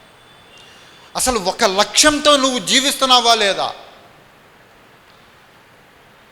లక్ష్యం అనేటువంటిది it's a very important aspect in our life. లక్ష్యాన్ని ఏర్పరచుకోవడం, అన్ని విషయాల్లో లక్ష్యం. నీ స్టడీస్లో ఒక లక్ష్యాన్ని ఏర్పరచుకోవాలి, దేవునిలో ఎదగడంలో ఒక లక్ష్యాన్ని ఏర్పరచుకోవాలి. ఒకవేళ నువ్వు ఒక లాంగ్ రేంజ్లో నీ మ్యారేజ్ ఎలా అనేటువంటి దానికోసం ఒక లక్ష్యాన్ని ఏర్పరచుకోవాలి. నువ్వు ఎలాంటి ఉద్యోగము, నీ సోషల్ లైఫ్కి ఒక లక్ష్యాన్ని ఏర్పరచుకోవాలి, నీ ప్రైవేట్ లైఫ్కి ఒక లక్ష్యాన్ని ఏర్పరచుకోవాలి, నీకున్నటువంటి హ్యాబిట్స్కి ఒక లక్ష్యాన్ని నీకున్నటువంటి కళా నైపుణ్యాలకి ఒక లక్ష్యాన్ని ఏర్పరచుకోవాలి. ప్రతి దానికి ఒక లక్ష్యాన్ని ఏర్పరచుకొని దానికోసము జీవించడం కాదు, దానికోసము డై ఫర్ ఇట్, చనిపో దానికోసం అన్నట్టు. చనిపోవడం అంటే నిజంగా చచ్చిపోవడం కాదు, దానికోసము కష్టపడాలనేటువంటిది ఇంపార్టెంట్. ప్రతి ఆస్పెక్ట్లో నీకు ఒక లక్ష్యం అనేటువంటిది నువ్వు ఏర్పరచుకో. ఎలా వస్తుంది? ఖచ్చితంగా దాని గురించి నువ్వు రాయాలి, ఒక స్టేట్మెంట్ రాసుకోవాలి. ఆ లక్ష్యం గురించి ఒక స్టేట్మెంట్ రాసుకోవాలి. ఆ స్టేట్మెంట్ కింద దాన్ని అవ్వాలంటే ఏం చేయాలి అనేటువంటిది రాసుకోవాలి. దానికోసం నిరంతరము పనిచేసుకుంటూ వెళ్ళాలి. అప్పుడు చాలా ఎంకరేజింగ్గా ఉంటుంది లైఫ్ అనేది. లైఫ్ అనేది. రెండోది గోల్స్, ఫోకస్, ఎనర్జీ. నువ్వు ఎప్పుడైతే లక్ష్యాన్ని ఏర్పరచుకున్నావో నీ శరీరంలో నీ ఆధ్యాత్మికమైనటువంటి శక్తి అంతా కూడా ఇక పనిచేయడం ప్రారంభిస్తుంది. అప్పుడు దాకా ఆ శక్తిని నువ్వు నిద్రాణ స్థితిలోకి ఉంచేస్తావు కదా. దీపావళి వెళ్ళిందిగా, మొన్న నవంబర్ వెళ్ళిందా, వెళ్ళలేదా? వెళ్ళింది. బాంబులు చూసారా మీరు? బాంబులు చూడలా? లక్ష్మీ బాంబు, వంకాయ బాంబు, టమాటా బాంబు, ఆ బాంబు, ఈ బాంబు, ఉల్లిపాయ బాంబులు చూసే ఉంటారు కదా. మరీ చూడలేదనబాకండి, చూసే ఉంటారు. లేదా కనీసం అడ్వర్టైజ్మెంట్లో అయినా బాంబు ఎలా ఉంటుంది చెప్పండి. సరే, వంకాయ బాంబు ఎలా ఉంటుంది? గ్రీన్ దారంతో చుట్టి ఇంతలా ఉండలాగా ఉంటుంది. మరి లక్ష్మీ బాంబులు ఎలా ఉంటాయి? ఇంతలాగున ఒక స్తంభం లాగా ఒకటి ఉంటుంది, పైన ఏముంటుంది? ఒక కవి ఏం రాశాడో తెలుసా? యవ్వనస్తుల ఎనర్జీ లక్ష్మీ బాంబు లాగుంది, కానీ దాన్ని వెలిగించే వారెవ్వరు లేరు. మీలో ఉన్న ఎనర్జీ విస్ఫోటనాన్ని సృష్టించగలిగినటువంటి ఎనర్జీ ఉంది, నిజం. ఇప్పుడు మీరు కంప్యూటర్ నేను వాడుతున్న కంప్యూటర్, ఈ కంప్యూటర్లో నేను పవర్ పాయింట్ అనేటువంటి ఒక సాఫ్ట్వేర్ని యూజ్ చేస్తున్నా. ఎవరు కనిపెట్టారు అది? విండోస్ అనేటువంటి దాన్ని ఎవరు కనిపెట్టారు? ఎవరు కనిపెట్టారు? ఎవరు? జాబేజ్. అది యూట్యూబ్ కదా. విండోస్ బిల్ గేట్స్ కదా. ఇండియాకి వస్తుంటాడు అప్పుడప్పుడు. మీరు ఆయన్ని మర్చిపోతే అట్టా పాపం. ప్రపంచ కుబేరుడైతే బిల్ గేట్స్. ఈ విండోస్ కనిపెట్టడం వల్లే ఆయన అంత ధనవంతుడయ్యాడు. ఓకే, మరి బిల్ గేట్స్ ఎప్పుడు కనిపెట్టాడు? ఇక తన చనిపోయే 2 రోజుల ముందు కనిపెట్టాడా? ఎప్పుడు కనిపెట్టాడు ఈ విండోస్ అనేదాన్ని? చదువుకుంటున్నటువంటి కాలంలో, కుర్రవాడిగా ఉన్నప్పుడు. యూట్యూబ్ వైపు ఎలా కనిపెట్టారు? తర్వాత కొనుక్కున్నారు, అది వేరే విషయం. గూగుల్ వాళ్ళు అసలు గూగుల్ ఎలా కనిపెట్టాడు? అసలు ఫేస్బుక్ ఎలా కనిపెట్టాడు? Mark Zuckerberg. ఆ జుకర్బర్గ్ అనే ఓ పాట కూడా ఉంది. అసలు ఈ ఫేస్బుక్లోకి లోపలికి వెళ్ళటమే కానీ బయటికి రావడం మాకు చేత కావట్లేదని పాట పాడారు దాని గురించి. అరే నేను బయటికి వెళ్దామంటే ఇంకా కొన్ని బొమ్మలు, ఇంకా కొన్ని చిన్న చిన్న రీల్స్, కొన్ని డ్రామాలు, కొన్ని నాటికలు, కొన్ని డ్యాన్సులు, వారే వెళ్ళడమే కానీ బయటికి రావడం తెలియకుండా. అలనాడు కథలు చెప్పేవాళ్ళు. పద్మవ్యూహం అనేటువంటి ఒక కథ, దానిలోకి అభిమన్యుడు వెళ్ళడం తెలుసు కానీ రావడం తెలియదు అనే కథ చెప్తే, ఇప్పుడు అదే పద్మవ్యూహము మన మధ్య ఫేస్బుక్గా, ఇన్స్టాగ్రామ్గా ఉంది. లోపలికి వెళ్ళడం తెలుసు కానీ బయటికి రావడం కష్టం. అసలు కుర్రోళ్ళకైతే ఫ్రీ ఫైర్ అని ఒకటి వచ్చింది. అది ఇక లోపలికి వెళ్ళడమే, వాడు బయటికే రాడు. ఎవడెవడితోనో మాట్లాడుతున్నాడు వాడు. అరే ఎవరితో వాడి చంపు అంటున్నాడు. పొద్దుగోకలు చంపే. అరే ఆయన కాల్చరా, అరే ఆయన వదిలిపెట్టరా, నేను కాలుతాను. ఇదే మాటలు వాళ్ళు. ఎన్ని వ్యూహాలు మనము చిక్కుబడి ఉన్నాము. వీళ్ళందరూ కనిపెట్టిన వాళ్ళు ఎప్పుడు వాళ్ళు కనిపెట్టింది తన 55వ ఏట 60వ ఏట కాదు, తన 25వ సంవత్సరం 20వ సంవత్సరం యవ్వనస్తులుగా ఉన్నప్పుడు ఇలాంటి. అందుకనే యవ్వనస్తుల్లో ఆ తెలివితేటలు అనేటువంటి ఆ విస్ఫోటనము, విపరీతమైనటువంటి ఎనర్జీ ఉంటుంది అప్పుడు. నేను అందుకని రాగానే యవ్వనస్తులు ఉత్సాహంతో ఉరకలేసేటువంటి వాళ్ళు అని చెప్పాను.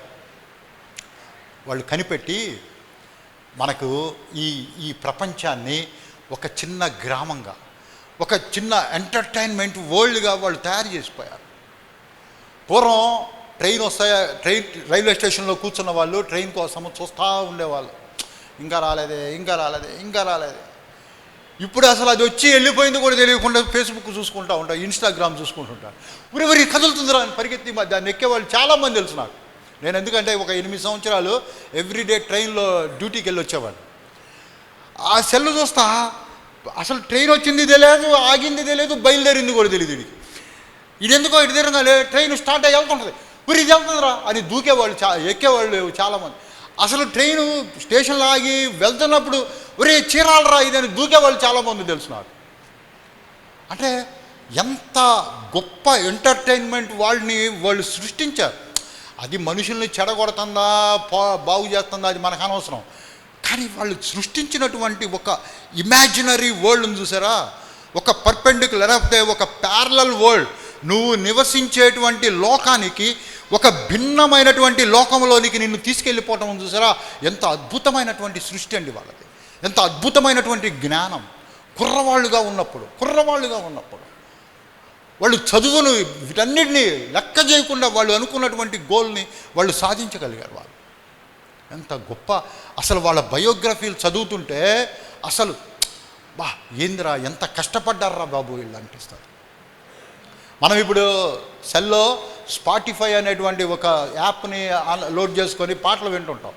కొన్ని లక్షల పాటలు వింటూ ఉంటాం. స్వీడన్లో ఆ స్పాటిఫైని తయారు చేయడానికి దాని యొక్క సాఫ్ట్వేర్ని తయారు చేసినటువంటి వాళ్ళు ఎన్ని కష్టాలు పడ్డారో వాళ్ళ బయోగ్రఫీ చదువుతుంటే ఆశ్చర్యపోయాను. ఫ్రెండ్స్ కూడా తిట్టి వదిలేశారు వాళ్ళను. అంత ప్రాణ స్నేహితులు కూడా ఆ యాప్ని కనిపెట్టి దాన్ని వాడుతూ ఉన్నప్పుడు వాళ్ళు తిట్టి అంటే వాళ్ళు అనుకున్నటువంటి లక్ష్యానికి వాళ్ళు ఎంత కష్టపడ్డారు అనేటువంటిది తెలుస్తుంది. కానీ మనం ఎందుకు లక్ష్యాలను పెట్టుకోమంటే కష్టపడాలి. మన ఎనర్జీని దానికి వినియోగించాలి. మన ఎనర్జీ అంతటినీ కూర్చొని ఊరక దాన్ని వేస్ట్ చేయడానికి ఉపయోగిస్తూ ఉంటాం. అందుకనే goals focus my energy. Goals పెట్టుకోవడం అనేటువంటి ఆ గోల్స్ అనేటువంటివి నాలో ఉన్నటువంటి ఎనర్జీని అవి పనిచేస్తాయి. ఓకే. కొరింథీయులకు రాసిన మొదటి పత్రిక 9వ అధ్యాయం 26వ వచనం చదవండి ఎవరన్నా. కొరింథీయులకు రాసిన మొదటి పత్రిక. కాబట్టి నేను చదవమ్మా. గురి చూడని వాని వలె పరిగెత్తు వాడను కాను, గాలిని కొట్టినట్లు నేను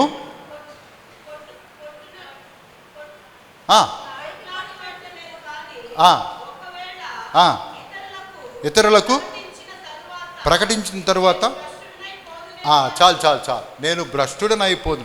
ఇంగ్లీష్లో చాలా చక్కగా ఉంటుంది. Therefore I do not run like someone running aimlessly. Football తెలుసా మీకు?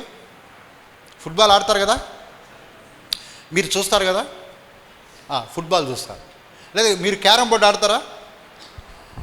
క్యారమ్ బోర్డుకి 4 వైపున 4 గుంతలు ఉంటాయా? ఉంటాయి కదా, రంధ్రాలు ఉంటాయి కదా 4 వైపులా. ఆ 4 వైపుల రంధ్రాలను మూసేసి మీరు ఎప్పుడైనా క్యారమ్ బోర్డు ఆడండి చూద్దాం. 4 వైపుల రంధ్రాలు మూసేసి క్యారమ్ బోర్డు ఆడండి. అసలు దానికి ఒక అర్థం ఉంటుందా? ఫుట్బాల్ ఆడేవాళ్ళు ఆ గోల్ పోస్టులు లేకుండా ఫుట్బాల్ ఆడండి కాసేపు. ఎంతసేపు ప్రాక్టీస్ చేసినా ఆ గోల్ కొట్టడం ముందు చూసావా, అదే వాళ్ళ ఎయిమ్. అసలు నువ్వు ఉదయాన్నే పరిగెత్తుకొని కాసేపు పాసింగ్ ఆడినా, లేకపోతే బాల్ని డ్రిఫ్టింగ్ చేసినా, ఏది చేసినా కూడా అల్టిమేట్గా వాళ్ళ ఆట యొక్క పరమార్థం ఏంటి? బాల్ని గోల్లో కొట్టడం. ప్రజలందరూ ఫుట్బాల్ చూస్తున్నప్పుడు, లేకపోతే క్రికెట్ చూస్తున్నప్పుడు, ఇప్పుడు ఉదాహరణకి క్రికెట్ ఆడుతున్నారు అనుకో, వెనకాల 3 వికెట్లు లేవు, చుట్టూరు బౌండరీ లైన్ తెలియదు. ఏం ఆడతాం క్రికెట్? ఎప్పుడు ఏం ఆడలేము.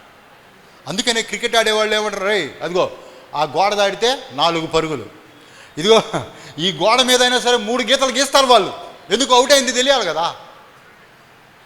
ఖచ్చితంగా మన జీవితానికి ఒక గోల్, లక్ష్యం అనేటువంటిది లేకపోతే మన ఎనర్జీని ఎప్పటికి కూడా దాన్ని వాడలేము. అందుకనే ఈయన అంటాడు కొరింథీయులకు రాసిన మొదటి పత్రిక, therefore I do not run like someone running aimlessly, I do not fight like a boxer beating in the air. Boxer అనేవాడు, బాక్సింగ్ చేసేవాడు దేన్ని కొట్టాలి? కొడితే ఇసుక బ్యాగ్ను కొట్టాలి, శాండ్ బ్యాగ్ని, లేకపోతే ఎదుటివాడి ముఖాన్ని కొట్టాలి. బాక్సర్ అనేవాడు ఎక్కడ కొట్టాలా? ప్రాక్టీస్లో శాండ్ బ్యాగ్ని కొట్టాలా, ఇసుక బ్యాగ్ని, లేకపోతే బరిలో దిగితే ఎదుటివాడి ముఖాన్ని కొట్టాలా. అంతేగాని ఓరక నుంచొని గాలి పెట్టేటట్టు కొట్టుకుంటే ఏమంటారు? నాకు తెలియకడుగుతా చెప్పండి. నుంచొని మొత్తం వేసి గ్లౌజులు వేసి నుంచొని గాలిలో ఇట్టి కొట్టుకోండి, ఎంతసేపు కొడతావరా నాయన, ఎదుటిని కొట్టురా అంటారు. ఖచ్చితంగా ఆ ఎనర్జీ అనేటువంటిది ఉపయోగపడాలంటే, నీలో ఉన్నటువంటి శక్తి ఉపయోగపడాలంటే నువ్వు ఖచ్చితంగా ఒక ఎయిమ్తో, ఒక లక్ష్యంతో పనిచేయాలి. నీ ఎనర్జీ అంతటిని నువ్వు ఉపయోగించుకోవాలంటే ఖచ్చితంగా నువ్వు ఒక ఎయిమ్తో పనిచేయాలి. 3వ point, goal setting is a statements of faith. ఇది చాలా ఇంపార్టెంట్ విషయం. నీలో విశ్వాసంతో గోల్ సెట్టింగ్, ఒక ఉద్యోగం సాధించాలని పెట్టుకున్నప్పుడు, నీలో నిరుత్సాహం కలిగించేటువంటి చాలా విషయాలు ఉన్నప్పుడు నువ్వు దాన్ని సాధిస్తావు చూసావా, ఆ ఆనందం మాటలతో చెప్పలేనటువంటిది. నువ్వు అసలు దాన్ని వర్ణించలేవు ఆ ఆనందాన్ని.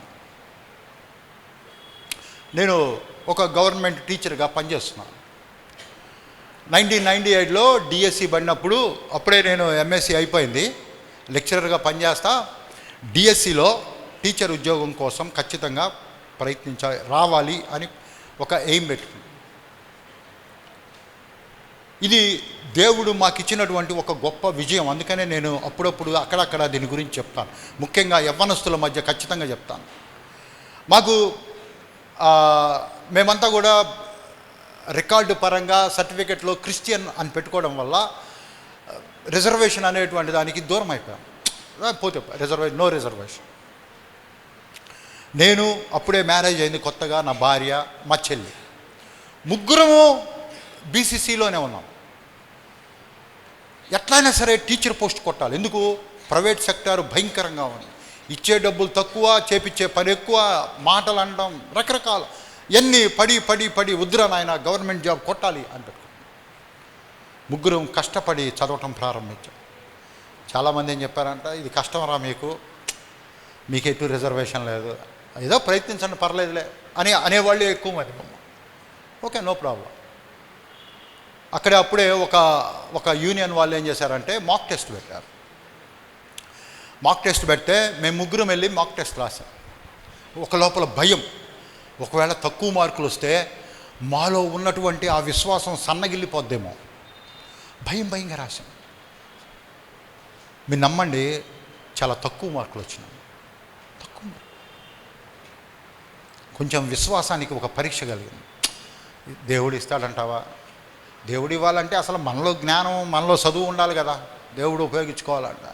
అకస్మాత్తుగా మనలో ఏమీ లేకపోయినా, ఏమీ లేని దానిలో నుంచి దేవుడు ఇవ్వాలన్నా కూడా ఆయనకి కష్టమే.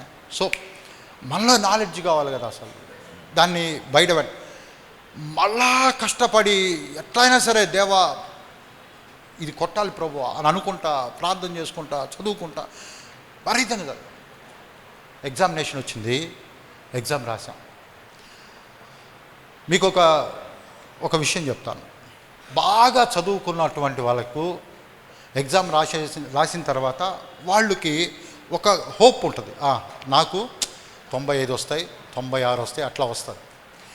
ఈ మిడిల్ రేంజ్ నాలాంటి వాళ్ళు ఉన్నారు చూసావా, అది ఎంత రాసినా అసంతృప్తిగా, వస్తుందంటావా, ఇది వస్తుందంటావా, పాస్ అవుతామా, రాశాను అన్నీ, అవి చూస్తుంటే క్వశ్చన్ పేపర్ చూస్తుంటే అన్నీ కరెక్ట్ అనిపిస్తుంది.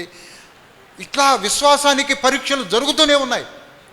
నాలో ఉన్నటువంటి ఆ హోప్, నిరీక్షణకి, విశ్వాసానికి అసలు చాలా డిప్రెషన్లోకి లాక్కెళ్ళే పరిస్థితులు. ఎట్ ద సేమ్ టైం ఒక ఇంటర్వ్యూ, కలెక్టర్, రకరకాల వాళ్ళు, ఒక 12 మంది ప్యానల్ కూర్చున్నటువంటి ఒక ఇంటర్వ్యూని ఎదుర్కోవాలి, ఆ ఉద్యోగం కొట్టాలి. ఇంటర్వ్యూకి వెళ్ళాం. ఇంటర్వ్యూలో కొన్ని ప్రశ్నలు అడిగారు. వాళ్ళు అడిగిన ప్రశ్నలన్నిటికీ జవాబులు చెప్పలేకపోయాం. కొన్నిటికి స్కిప్ చేశాము, కొన్ని తెలియదు అన్నాము, కొన్నిటికి చెప్పాము, కొన్ని రాంగ్ ఆన్సర్ చేశాము. బయటకు వచ్చిన తర్వాత మళ్ళా నా ఫెయిత్కి ఏమో ఇది రాదేమో, అరే రాకపోతే ఉంది కదా మన దగ్గర విద్య, ఏదో ఒకటి ప్రైవేట్ కాలేజీలో, ప్రైవేట్ స్కూల్స్లో పని చేసుకోవచ్చు హాయిగా అని అనుకుంటాం. ఒకానొక మంచి దినాన రిజల్ట్స్ వచ్చినాయి. ఆ రిజల్ట్స్ గురించి చెప్పాలంటే చాలాసేపు పడుతుంది. అసలు అదొక ఏంటంటే, ఆ రోజుల్లో న్యూస్ పేపర్ తప్ప ఏం లేదు, సెల్ ఫోన్లో రిజల్ట్ చూసుకోవడానికి అసలు సెల్ ఫోనే లేదు 98లో. అదొక న్యూస్ పేపర్. ఇది వాడికి ఒక చిన్న కిటికీ, ఆ చిన్న కిటికీ దగ్గర కొన్ని వేల మంది ఆ రిజల్ట్ కోసము ముందుకి వెళ్ళడం, వాడికి నంబర్ చెప్తే వాడు చూసి చెప్తాడన్నమాట. నేను కాగితం మీద మా ముగ్గురి నంబర్లు వేసుకొని వెళ్ళాను. వెళ్ళిపోయి ఆ చొక్కా చినుగుతుందా లేకపోతే ప్యాంటు చినుగుతుందో తెలియదు. మొత్తానికి ఆ ఫస్ట్ షో సినిమాకి వెళ్తారు చాలామంది, చూసారా, పైకి ఎక్కి టికెట్లు తీసుకోండి. ఆ టైపులో ఆ కిటికీ దగ్గరకు పోయి ఆడికి 3 నంబర్లు ఉన్న చీటీ ఇచ్చా. వాడు గబగబగా చూసి 3టికి రైట్ కొట్టి మీ ముగ్గురికి ఉద్యోగాలు వచ్చినాయి అన్నాడు. నేను నమ్మాను అనుకున్నారా? నమ్మలేదు. అసలు వీడు ఏ నంబర్ చూశాడో, అంటే అంతమంది జనంలో అసలు నా నంబరే చూశాడా లేదు వీడు. ఒక పక్క ఆనందంగా ఉండాలా, రేపొద్దున ఇది పోయింది అని తెలిస్తే అందరు నవ్వుతుంటే సిగ్గుపడాలి, ఎవరికి చెప్పడానికి భయం. అరే నేను పాస్ అయ్యానరా, నాకు ఉద్యోగం వచ్చిందని చెప్పడానికి భయం. తెల్లారిందాక నిద్ర పడితే ఒట్టు, తెల్లారిందాక నిద్ర పట్టలేదు. పోతే ఏం చేయాలి, మరి వస్తే ఏం చేయాలి? పొద్దున్నే బస్ స్టాండ్కి సైకిల్ దొక్కుంటా పోయే బస్ స్టాండ్, మోటార్ బైక్లో పోయి పేపర్లు వచ్చిన జనం విపరీతంగా ఉన్నారు. సరే ఎట్టయితేనే ఒక పేపర్ సంపాదించారు. ఇంటికి తీసుకొచ్చి కళ్ళు మూసుకొని ప్రార్థన చేసి, ఈ ఒక్కసారి, పోయినసారి ఎలక్షన్లో ఒక ఆయన అడిగాడు కదా, ఈ ఒక్కసారి నన్ను గెలిపిండండి, అట్లా నేను కూడా ఈ ఒక్కసారి ప్రభువా అని ఆ పేపర్ తీసి మా 3 నంబర్లు చూసి 3 నంబర్లు ఉన్నాయి. అప్పుడు వచ్చిన ఆనందమో ఎలా చెప్పాలో తెలియదు. ఒక గోల్ మీకు తెలుసా, టీచర్ ఉద్యోగం కొట్టాలనేటువంటి ఒకే ఒక గోల్తో మిగతా ఏ పోస్ట్కి అప్లై చేయాలి, మేము దాన్ని మాత్రమే సాధించాలి. ఎందుకంటే దానిలో పోస్టులు కొన్ని ఎక్కువ ఉన్నాయి, కొంచెం కొడతాం ఈజీ. ప్రతి ఒక్కరూ అలాంటి గోల్ పెట్టుకొని, ఇప్పుడు మీ ముందు నేను చెప్పాను చూసారా, this is the statement of faith. ఆ హోప్ దేవుడు ఇస్తాడు అనేటువంటి దానికి ఇప్పటికీ దాని గురించి దేవుడు మాకు ఇచ్చాడు. ఒక్కసారి 3 ఉద్యోగాలు ఒక ఇంట్లో. అది ఎంత ప్రచారం అయిపోయిందో తెలుసా? దాదాపుగా ఇటు పక్క కృష్ణా జిల్లా నుంచి అటు నెల్లూరు జిల్లా వరకు ఒక ఇంట్లో 3 ఉద్యోగాలు వచ్చినాయంట. ఒక్కొక్క ఇంట్లో 3 ఉద్యోగాలు వచ్చినాయి. కొంతమంది కోర్టుకి వెళ్ళడానికి రెడీ అయ్యారు తెలుసా మీకు? ఏమండి, ఒక ఇంట్లో 3 ఇపోతే 3 ఇళ్లలో 3 ఇవ్వచ్చు కదా, 3 బతికేవాళ్ళు వాళ్ళ ఇంట్లోనే 3 ఇచ్చారు అనేవాళ్ళు కూడా చాలామంది నా ముందే అన్నారన్నమాట. గోల్ సెట్టింగ్ అనేటువంటిది it's a statement of faith. Goals పెట్టుకోవడం వల్ల ఇట్ కీప్స్ మీ మూవింగ్. నన్ను అది చతికిలబడేటట్లు చేయదు. It keeps me moving. ఒకసారి దీని గురించి చదువుతాను. యోబు గ్రంథము తీయండి, కీర్తనలకు ముందు ఉంటుంది. యోబు గ్రంథము 6వ అధ్యాయము 11వ వచనం.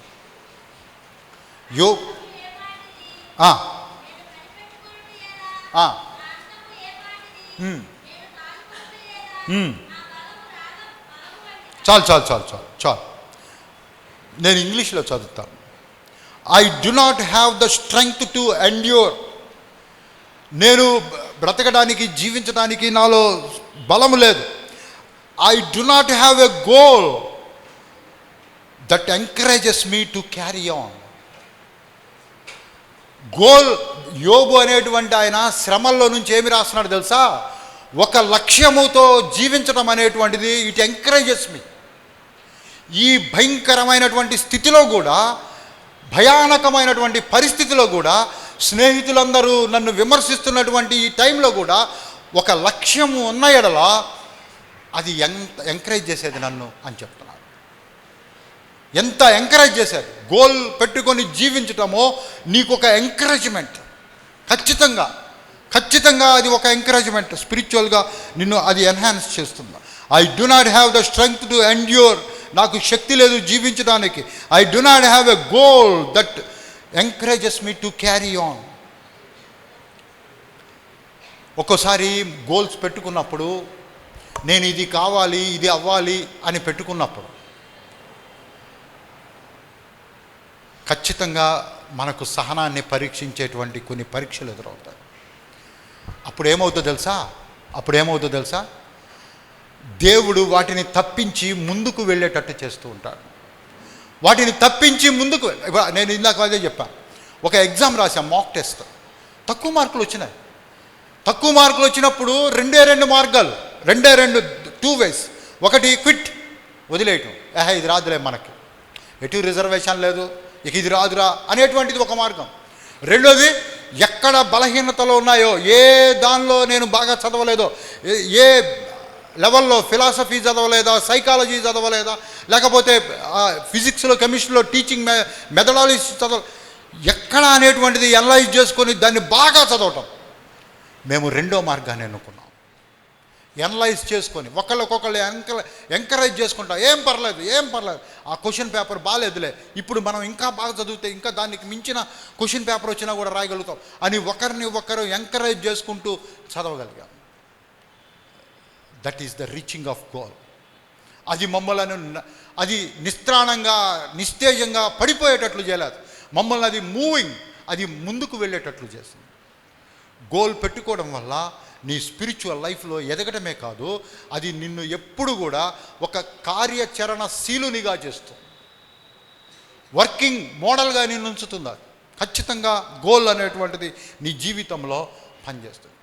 This is ultimate. ఈ point, goals build my character. Goals build my character. Character అనేటువంటిది క్రైస్తవ జీవితంలోనే మనం చూడగలం. ఇక ఏ లోకంలో ఉన్నటువంటి ఏ ఫిలాసఫీ కూడా క్యారెక్టర్ గురించి మాట్లాడదు. అసలు వాళ్ళకి క్యారెక్టర్తో సంబంధమే లేదు. గోల్ పెట్టుకోవడం అనేటువంటిది నా క్యారెక్టర్కి ఒక పరీక్ష అవుతుంది. నా క్యారెక్టర్ దానిలో ప్రస్ఫుటం అవుతుంది. నా క్యారెక్టర్ని ఆ గోల్ అనేటువంటిది బిల్డప్ చేస్తుంది. ఖచ్చితంగా వీటన్నిటికీ మించి నువ్వు ఒక మంచి క్రైస్తవునిగా జీవించేటట్లు చేస్తావు. ఒక మంచి క్రైస్తవునిగా జీవించేటట్లు చేస్తావు. ఎందుకు తెలుసా? గోల్ని చేరుకొని దాన్ని అంటే దాన్ని జయించే వరకు నువ్వు దేవుని యందు విశ్వాసంతో దానికి ముందుకు సాగుతూ ఉంటావు. గోల్ని జయించిన తర్వాత చేరుకున్నాక, దాన్ని అకంప్లిష్ చేసినాక నువ్వు దేవునికి కృతజ్ఞతాస్తుతులు జీవితకాలం అంతా చెల్లిస్తూ ఉంటావు. So wonderful. Goals build our character. దేవునికి అనుగుణమైనటువంటి ఈ లోక మర్యాదను అనుసరింపజేయనటువంటి మంచి క్యారెక్టర్ని ఆ గోల్స్ అనేటువంటివి బిల్డ్ చేస్తాయి. సామెతల గ్రంథము 11వ అధ్యాయం 27వ వచనం.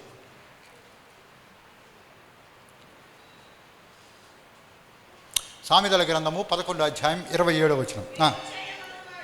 మళ్ళీ చెప్తావమ్మా. మేలు చేయగోరువాడు ఉపయుక్తమైన క్రియ చేయును, కీడు చేయగోరు వానికి. రైట్. నేను దాన్ని మళ్ళీ ఇంగ్లీష్లో చదువుతాను. కాంటెంపరీగా భలే అర్థమవుతుంది ఇంగ్లీష్లో చదువుతా. The one who seeks good finds delight. ఎవరైతే మంచిని కోరుకుంటారో, ఎవరైతే ఒక గోల్ని పెట్టుకొని జీవించడం అనేటువంటిది కోరుకుంటారో వాళ్ళు సంతోషిస్తూ ఉంటారు. They feel delight. Right. Finds delight. The student of evil. సామెతల్లో ఈ మాట చాలా మంచి మాట. The student of evil.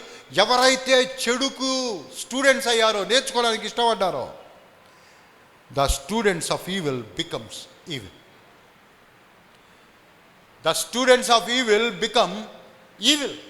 వాళ్ళే చెడుగా తయారైపోతారు. So goals build our character. అయితే ఇప్పుడు 3 క్వశ్చన్లు వేసుకున్నాం. గోల్స్ అనేటువంటివి ఎలా ఉండాలి? యాక్చువల్గా స్మార్ట్ గోల్స్ అనేటువంటి వాటి గురించి చెప్తారు, కానీ వాటన్నిటిని బేరీజ్ వేసుకొని మనం రాసుకొని మనం చేయాలంటే కొంచెము అది కష్టం. కాబట్టి గాడ్స్ పర్స్పెక్టివ్, స్పిరిచువల్ లైఫ్ పర్స్పెక్టివ్లో ఈ మాటలు మనం ఆలోచించుకోగలుగుతాం. గోల్ పెట్టుకున్నప్పుడు విల్ దిస్ 3 ప్రశ్నలు వేసుకోవాలి. దానిలో మొదటి ప్రశ్న, will this goal honour God? ఇది చేశామంటే, ఈ లక్ష్యాన్ని చేరుకున్నామంటే అది దేవునికి మహిమ తీసుకొస్తుందా? ఖచ్చితంగా తీసుకొస్తుంది. ఖచ్చితంగా ఎందుకు తెలుసా? మనం వెళ్ళే వాళ్ళందరినీ కూడా ప్రార్థన చేయండి అని అవుతుంది. వాళ్ళు మన కోసం ప్రార్థన చేస్తారు. మాకు ఉద్యోగం రాదనేటువంటి తలంపుతో మేము ఏం చేసేవాళ్ళమంటే చాలామందికి ఫోన్ చేసి మా గురించి ప్రార్థన చేయండి అని అడిగాం. ఎవరైతే మీ ప్రార్థన అవసరతలు పంపండి అన్నారో వాళ్ళందరికీ లెటర్లు రాసాం. మాకు ఈ డిఎస్సి 98లో ఉద్యోగం వచ్చేటట్లు ప్రార్థించాను. వాళ్ళందరూ మా కోసం ప్రార్థించారు అనడానికి ఒక ఉదాహరణ ఏంటో తెలుసా? వాళ్ళలో చాలామంది మాకు లెటర్ రాశారు, మీకు ఉద్యోగం వచ్చిందా, మేము ప్రార్థించాము, ఈరోజు రిజల్ట్ వచ్చింది, మీకు ఉద్యోగం వచ్చిందా అని లెటర్ రాశారు. వాళ్ళ అడ్రస్తో రాశారు. వాళ్ళ అడ్రస్కి మళ్ళీ మేము లెటర్లు రాసాం. ఇంత అప్పుడు ఎవరికి మహిమ కలుగుతుంది చెప్పండి? దేవునికి మహిమ కలుగుతుంది. ప్రార్థనకు జవాబిచ్చాడు. ప్రార్థన చేసిన వాళ్ళందరూ సంతోషపడతారు. అరే, నా ప్రార్థనకు దేవుడు జవాబిచ్చాడనే వాళ్ళు సంతోషపడతారు. వీళ్ళందరూ ప్రార్థన చేయబట్టి దేవుడు నాకు ఉద్యోగం ఇచ్చాడని నేను సంతృప్తి పొందుతాను. నా గొప్పతనం కాదు, నా శక్తి కాదు, నా జ్ఞానం కాదు, నా తెలివితేటలు కాదు, నేను చదువుకున్నటువంటి ఈ శ్రమ అంతా కూడా దేవుడు దాన్ని ఆశీర్వదించాడు. అందరి ప్రార్థనల వల్ల దేవునికే మహిమ. నువ్వు ఒక గోల్ని పెట్టుకో. చాలామంది గోల్ పెట్టుకుంటారు. ఎందుకు నా ఫ్రెండ్స్లోనే ఉన్నారు.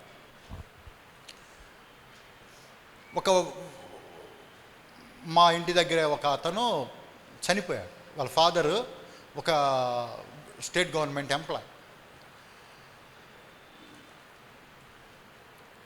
వాళ్ళ కొడుకు ఆలోచించే విధానం చెప్తాను.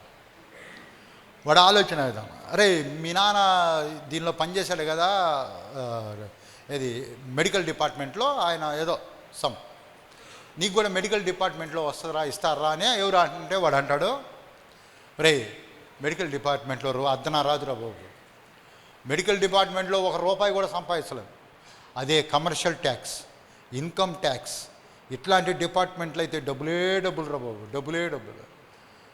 చాలామంది ఒక రాంగ్ మోటివ్తో కొన్ని కోరికలు కోరుకుంటూ ఉంటారు. ఒకవేళ మనం కూడా అలాంటి కోరికలు కోరుకుంటే ఆ ఉద్యోగంలో చేరిన తర్వాత భ్రష్టులం అయిపోతామేమో, దేవునికి మహిమకరంగా ఉండమేమో. నేను టీచర్గా ఒక చోట పనిచేసేటప్పుడు అందులో ఒక సబ్ రిజిస్ట్రార్ ఒక ఆయన వచ్చాడు. ఆయన పేరు కూడా క్రిస్టియన్ నేమే, ఏదో ప్రభుదాసో యోహానో యాకోబో ఏదో ఉంది పేరు. నాతో పాటు పనిచేసే టీచర్ ఒకసారి వచ్చి నా దగ్గర సహజంగా మాట్లాడతా ఏమన్నాడంటే, ఆ సబ్ రిజిస్టరు మీకులాగా క్రైస్తవుడేనంటండి, బల్ల మీద ₹1 పెట్టకపోతే ఏ పని ముట్టుకోడు ఆయన, తల కొట్టేసినట్టు అయిపోయింది. దేవునికి మహిమ తీసుకురానటువంటి వాటి గురించి మనం ఆలోచించకూడదు. మన వలన దేవునికి మహిమ రావాలి. నీ గోల్, నువ్వు పెట్టుకునే గోలు దేవునికి మహిమ తీసుకొచ్చేదిగా పెట్టుకోవాలి. మీరు అనుకుంటారు ఇక్కడే చదువుకొని ఎక్కడో జాయిన్ అయ్యే ఉద్యోగం. నో, ఒక మంచి ఇన్స్టిట్యూషన్లో చదవాలని గోల్ పెట్టుకోండి. మంచి ఇన్స్టిట్యూషన్స్ ఎక్కడున్నాయో తెలుసా? నార్త్ ఇండియాలో ఉన్నాయి. North India universities so called old universities, ప్రమాణమైనటువంటి యూనివర్సిటీస్ నార్త్ ఇండియాలో. నేను కూడా ఇండోర్ యూనివర్సిటీలో చదువుకున్నాను, ద యూనివర్సిటీ ఆఫ్ ఇండోర్. అప్పుడే దానికి దేవి అహల్య యూనివర్సిటీ అని పేరు పెట్టారు. ఎగ్జామ్ జరుగుతుంది, ఎంఎస్సి ఫైనల్ ఇయర్ ఎగ్జామ్ రాస్తున్నాము. నేను చదువుకునేటప్పుడే దేవుని నమ్ముకున్నాను కాబట్టి నాతో పాటు ఇంకొక అబ్బాయి కూడా ఉన్నాడు, దేవుని నమ్ముకున్న అబ్బాయి. మేమిద్దరం కూడా ఎగ్జామ్ రాసినాం ఒకే హాల్లో. నేను ముందు బెంచ్లో, వాడు చివరి బెంచ్లో. మేము చక్కగా ఎగ్జామ్ రాసేస్తాము. చాలామంది కాపీలు పెట్టారు, ఏదేదో వాళ్ళ తతంగం వాళ్ళు చేసుకుంటున్నారు. ఎవరికాడు రాసు, వాళ్ళు ఏం పట్టలేదు. మేమిద్దరం ఎగ్జామినేషన్ బాగా చదువుకున్నాము, బాగా రాస్తున్నాం. అసలు మా ప్రొఫెసర్ కెమిస్ట్రీ ఒక ఆయన వచ్చాడు.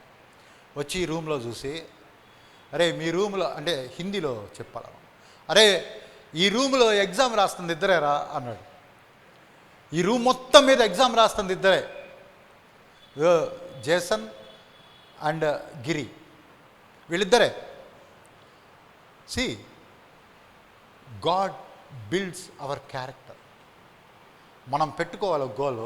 ఆ గోల్ ద్వారా దేవునికి మహిమను తీసుకురావాలి. Will this goal honour God? Is this goal motivated by love? నీలో ఇది దేవుని యందలి ప్రేమ ద్వారా ఏర్పడినటువంటి గోలా కాదా నువ్వు టెస్ట్ చేసుకోవాలి. దేవునికి వ్యతిరేక దిశలో నడిచేటువంటి దానికి ఏర్పరచుకున్న గోలేమో నువ్వు పరీక్షించుకోవాలి. ఖచ్చితంగా దేవుని యందలి ప్రేమతో, దేవుని యందలి భక్తితో, దేవుని యందలి భయముతో నువ్వు ఒక లక్ష్యాన్ని ఏర్పరచుకొని దానికోసం జీవించటం, దానికోసం నడవడం ప్రారంభించావు. Will this goal require depending on God? దేవుని మీద ఆధారపడేటట్టు చేస్తుందా నువ్వు పెట్టుకున్నటువంటి గోల్? ఈ గోల్ నిన్ను దేవుని మీద ఆధారపడి నడిచేటట్లు చేస్తుందా? ఏదైనా సాధించాలి అని పెట్టుకున్నప్పుడు ప్రతిదినము, దేవా దీనికి తగిన జ్ఞానం ఇవ్వు, దేవా దీనికి తగినటువంటి ఆ నడిపింపు ఇవ్వు, దేవా దీనికి తగినటువంటి మెటీరియల్ని సంపాదించుకోవాలి, దేవా దీన్ని చదువుకుంటున్నప్పుడు జ్ఞాపకం ఉండేటట్లు చేయి. దేవుని మీద ఆధారపడేటట్లు చేస్తుందా? 3 things you must have. 3 విషయాలు నీకు ఖచ్చితంగా ఉండాలి గోల్ని ఏర్పరచుకునేటువంటి క్రమంలో. I need God spirit to empower me. దేవుని ఆత్మ నడిపింపు నీలో సమృద్ధిగా ఉండనివ్వాలి. అంటే ఏంటో తెలుసా? నువ్వు రక్షణ పొందిన వెంటనే నీలోనికి ప్రవేశించినటువంటి ఆ దేవుని ఆత్మ, ఆయన నీలో బాగా పనిచేసేటట్లు, నువ్వు ఆయనకు బలమిచ్చేటట్లు ఉండాలి ప్రతిదినం. దేవుని ఆత్మకు నడిపింపుకు నీవు బలాన్ని ఇవ్వాలి, సహాయం ఇవ్వాలి. దేవుని నడిపింపుని నువ్వు ఆనర్ చేయాలి. దేవుని నడిపింపు కోసం నువ్వు ప్రార్థన చేయాలి. జకర్యా గ్రంథము 4వ అధ్యాయము 6వ వచనం, అక్కడ నేను ఇంగ్లీష్లో చదువుతాను, తెలుగులో వదిలే. జకర్యా గ్రంథం 4వ అధ్యాయం 6వ వచనం, you will not succeed by your own strength. జకర్యా చెప్తున్నాడు దేవుని మాటలు. దేవుడు ఇలాగూ సెలవిచ్చుచున్నాడు. ఏం సెలవిస్తున్నాడు? ఓ జెరుబ్బాబెలు, you will not succeeded by your own strength. మీరు గుర్తుపెట్టుకోవాలి, నీ సొంత బలము చేత, నీ సొంత తెలివితేటల చేత, నీ సొంత జ్ఞానము చేత నువ్వు సాధించాలని అనుకోవడం చాలా మూర్ఖత్వం. దేవుని యొక్క ఇంటర్వ్యూన్ లేకపోతే, దేవుడు దానిలో కలుగజేసుకోకపోతే, దేవుని ఆత్మ నడిపింపు లేకపోతే చాలా కష్టం. అందుకనే జకర్యా గ్రంథంలో అంటాడు, you will not succeeded by your own strength or power, but by my spirit says the Lord. But by my spirit says the Lord. దేవుడు ఇలాగూ సెలవిచ్చున్నాడు, నీ బలము చేత కాదు జెరుబ్బాబెల్, దేవుని ఆత్మ చేత నేను గెలవగలవు దేన్నైనా సరే. ఆ నడిపింపుని నువ్వు బాగా ఫీల్ అవ్వాలి, ఆ నడిపింపుకి నువ్వు బాగా బలం ఇవ్వాలి, ఆ నడిపింపుకి నువ్వు బాగా లోనవ్వాలి, దానిలోకి ఇమ్మర్స్ అయిపోవాలి. దేవా నీవే సహాయం చేయి ప్రభువా. That's enough. You must have 3 things. The second thing, I need God's word to guide me. నువ్వు ఈ దీర్ఘకాల ప్రయాణంలో ఒక గోల్ పెట్టుకొని దానికోసం ప్రయత్నించేటువంటి ఈ క్రమంలో నిన్ను బలహీనపరిచేవి, నిన్ను ఆ ఫోకస్ నుంచి తప్పించేవి చాలా ఉంటాయి, డిస్ట్రాక్ట్ చేసేటువంటివి చాలా ఉంటాయి. చాలా భయంకరమైనటువంటి పరిస్థితుల మధ్య మనం నివసిస్తూ ఉన్నాం. మీకు తెలుసు కదా, ఆర్టిఫిషియల్ ఇంటెలిజెన్స్ అనే పేరు విన్నారు కదా మీరు. Artificial chat G P T, perplexity, Grok, Meta, ఓ నాయన ఎన్ని వచ్చేసినాయి అంటే. వీటన్నిటి పని ఏంటో చెప్పండి. వీటన్నిటి పని ఏంటి? ఎయిదర్ మనం సహాయం చేయడం, లేకపోతే నాశనం చేయడం, అంతే. ఎయిదర్ మనకు సహాయం చేయడం, నువ్వు చదువుకోవాలి, చదువు కోసం, నువ్వు చదువుకునే దానికోసం, నువ్వు ప్రిపేర్ అయ్యే దానికోసం ఈ ఆర్టిఫిషియల్ ఇంటెలిజెన్స్ వాడుకోవాలనుకున్నావా, బ్రహ్మాండంగా ఉపయోగపడుతుంది. నువ్వు పాడవ్వాలనుకొని ఆర్టిఫిషియల్ ఇంటెలిజెన్స్ని అడిగావా, రకరకాల కార్యక్రమం. అంతదాకెందుకండి, నువ్వు యూట్యూబ్ ఓపెన్ చేయి, గుర్తుపెట్టుకో, చాలా ఇంపార్టెంట్ విషయం ఇది. నువ్వు యూట్యూబ్ కానీ గూగుల్ కానీ ఓపెన్ చేసినా చేయకపోయినా, నీ ఫ్రెండ్తోనో, మీ అమ్మతోనో, మీ చెల్లితోనో, మీ అక్కతోనో ఏదో ఒక విషయాన్ని నువ్వు చెప్తున్నావు అనుకో, అరే ఆ కిల్లర్ జీన్స్ భలే ఉంటాయి అని నీ ఫ్రెండ్తో ఒక మాట మాట్లాడితే, మీ ఫ్రెండ్ విన్నాడో లేదో తెలియదు కానీ గూగుల్ వింటది దాన్ని. నువ్వు ఓపెన్ చేసే ప్రతి దానిలో కొన్ని రకరకాల జీన్ ప్యాంట్లను చూపిస్తుంది అడ్వర్టైజ్మెంట్. నమ్మండి ఈ మాట. ఆర్టిఫిషియల్ ఇంటెలిజెన్స్ 24/7 పనిచేస్తుంది నీ మీద. నీకేది ఇష్టమో తెలుసుకొని దాన్నే రకరకాలుగా, కిల్లర్ జీన్స్ కాదు, ర్యాంగులర్ జీన్స్ కాదు, లెవీస్ కాదు, రకరకాల జీన్స్, రూపాయి నుంచి 1000 రూపాయల జీన్సులు కూడా చూపిస్తుంది. నేను ఈ మధ్య అనుకున్నాను, ఒక మంచి కూలింగ్ గ్లాస్ కొనుక్కుందామని ఎవరితో అన్నా. వరే ఆ ఫేస్బుక్ తెరిస్తే కూలింగ్ గ్లాసే, యూట్యూబ్ తెరిస్తే కూలింగ్ గ్లాసులు చూపిస్తా. ఏందిరా ఇదే అంటే, ఎంత పర్టికులర్గా, ఇంతమంది మనుషుల మీద ఇన్ని రకాలుగా ఒక టెక్నాలజీ పనిచేస్తుంది. దేవుని ఆత్మ ఎంత బలంగా పనిచేస్తాడో తెలుసా? నీ ఇష్టాలను ఆయన పరిగణలకు తీసుకొని నీ కోసం ఆయన అహర్నిశలు కృషి చేస్తాడు. దేవుని ఆత్మ పనిచేస్తూనే ఉంటాడు. అందుకనే ఆర్టిఫిషియల్ ఇంటెలిజెన్స్కి బలం ఇవ్వడం కాదు, దేవుని ఆత్మకు బలం ఇవ్వాలి. అందుకనే I need God's word to guide me. దేవుని వాక్యం చదువుకోవాలి. దేవుని వాక్యం మాత్రమే మనల్ని పక్కదోవలు పట్టించకుండా జాగ్రత్తగా నడిపించగలదు.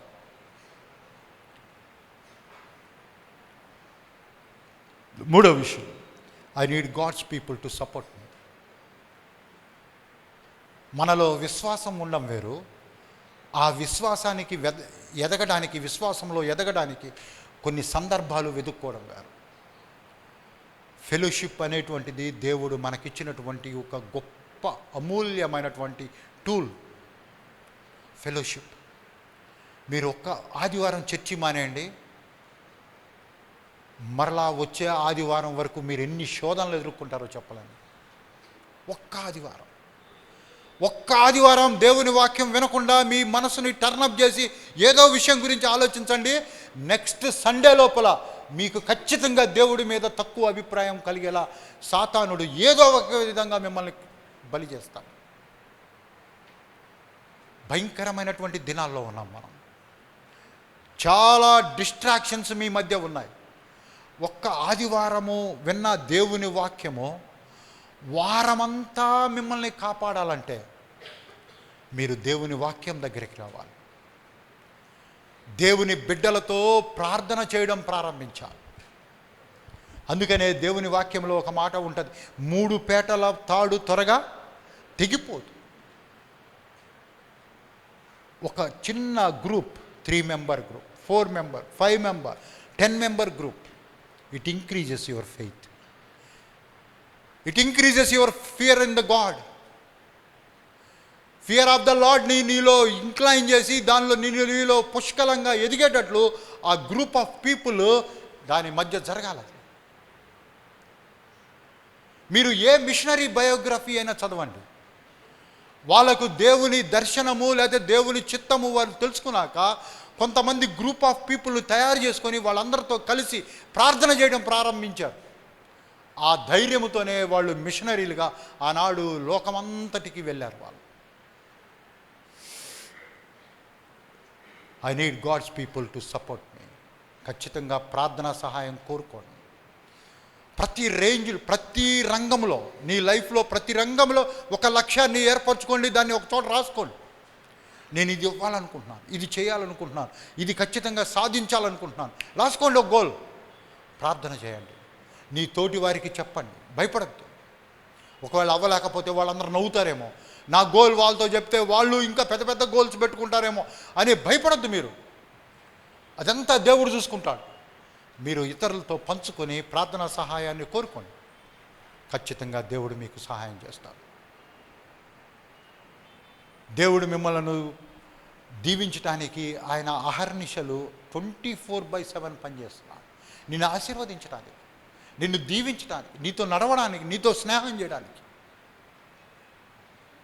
మన దేవుడు చాలా ప్రేమమయుడు, కరుణామయుడు, మంచి స్నేహశీలి. తన వాక్యం ద్వారా ఎంత గొప్ప మంచి మాటలు మనతో మాట్లాడుతూ ఉంటాడు. మనల్ని ఎంత బాగా ఆయన గైడ్ చేస్తూ ఉంటాడు. మరలా ప్రారంభ వాక్యాన్ని మీకు ఒకసారి గుర్తు చేస్తాను.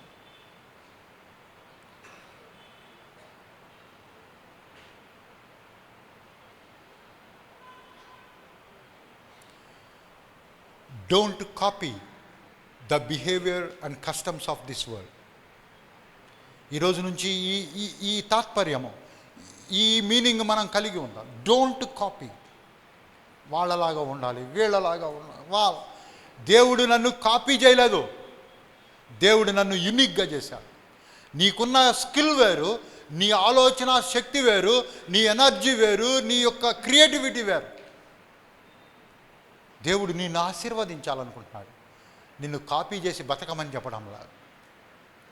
Don't copy the behaviour and customs of this world, but let God transform you into a new person by changing the way you think. నీ ఆలోచనలను ఆయన సమూలంగా మార్చివేస్తాడు ఆయనతో నడుస్తూ ఉన్నప్పుడు. Then you will learn to know God's will for you which is good and pleasing and perfect. అట్టి కృపా దేవుడు మనందరికీ దయచేయునుగాక. చిన్న ప్రార్థన చేసుకుందాం. తల్ల వంచి కళ్ళు మూసుకోండి, ప్రార్థన చేసుకోండి.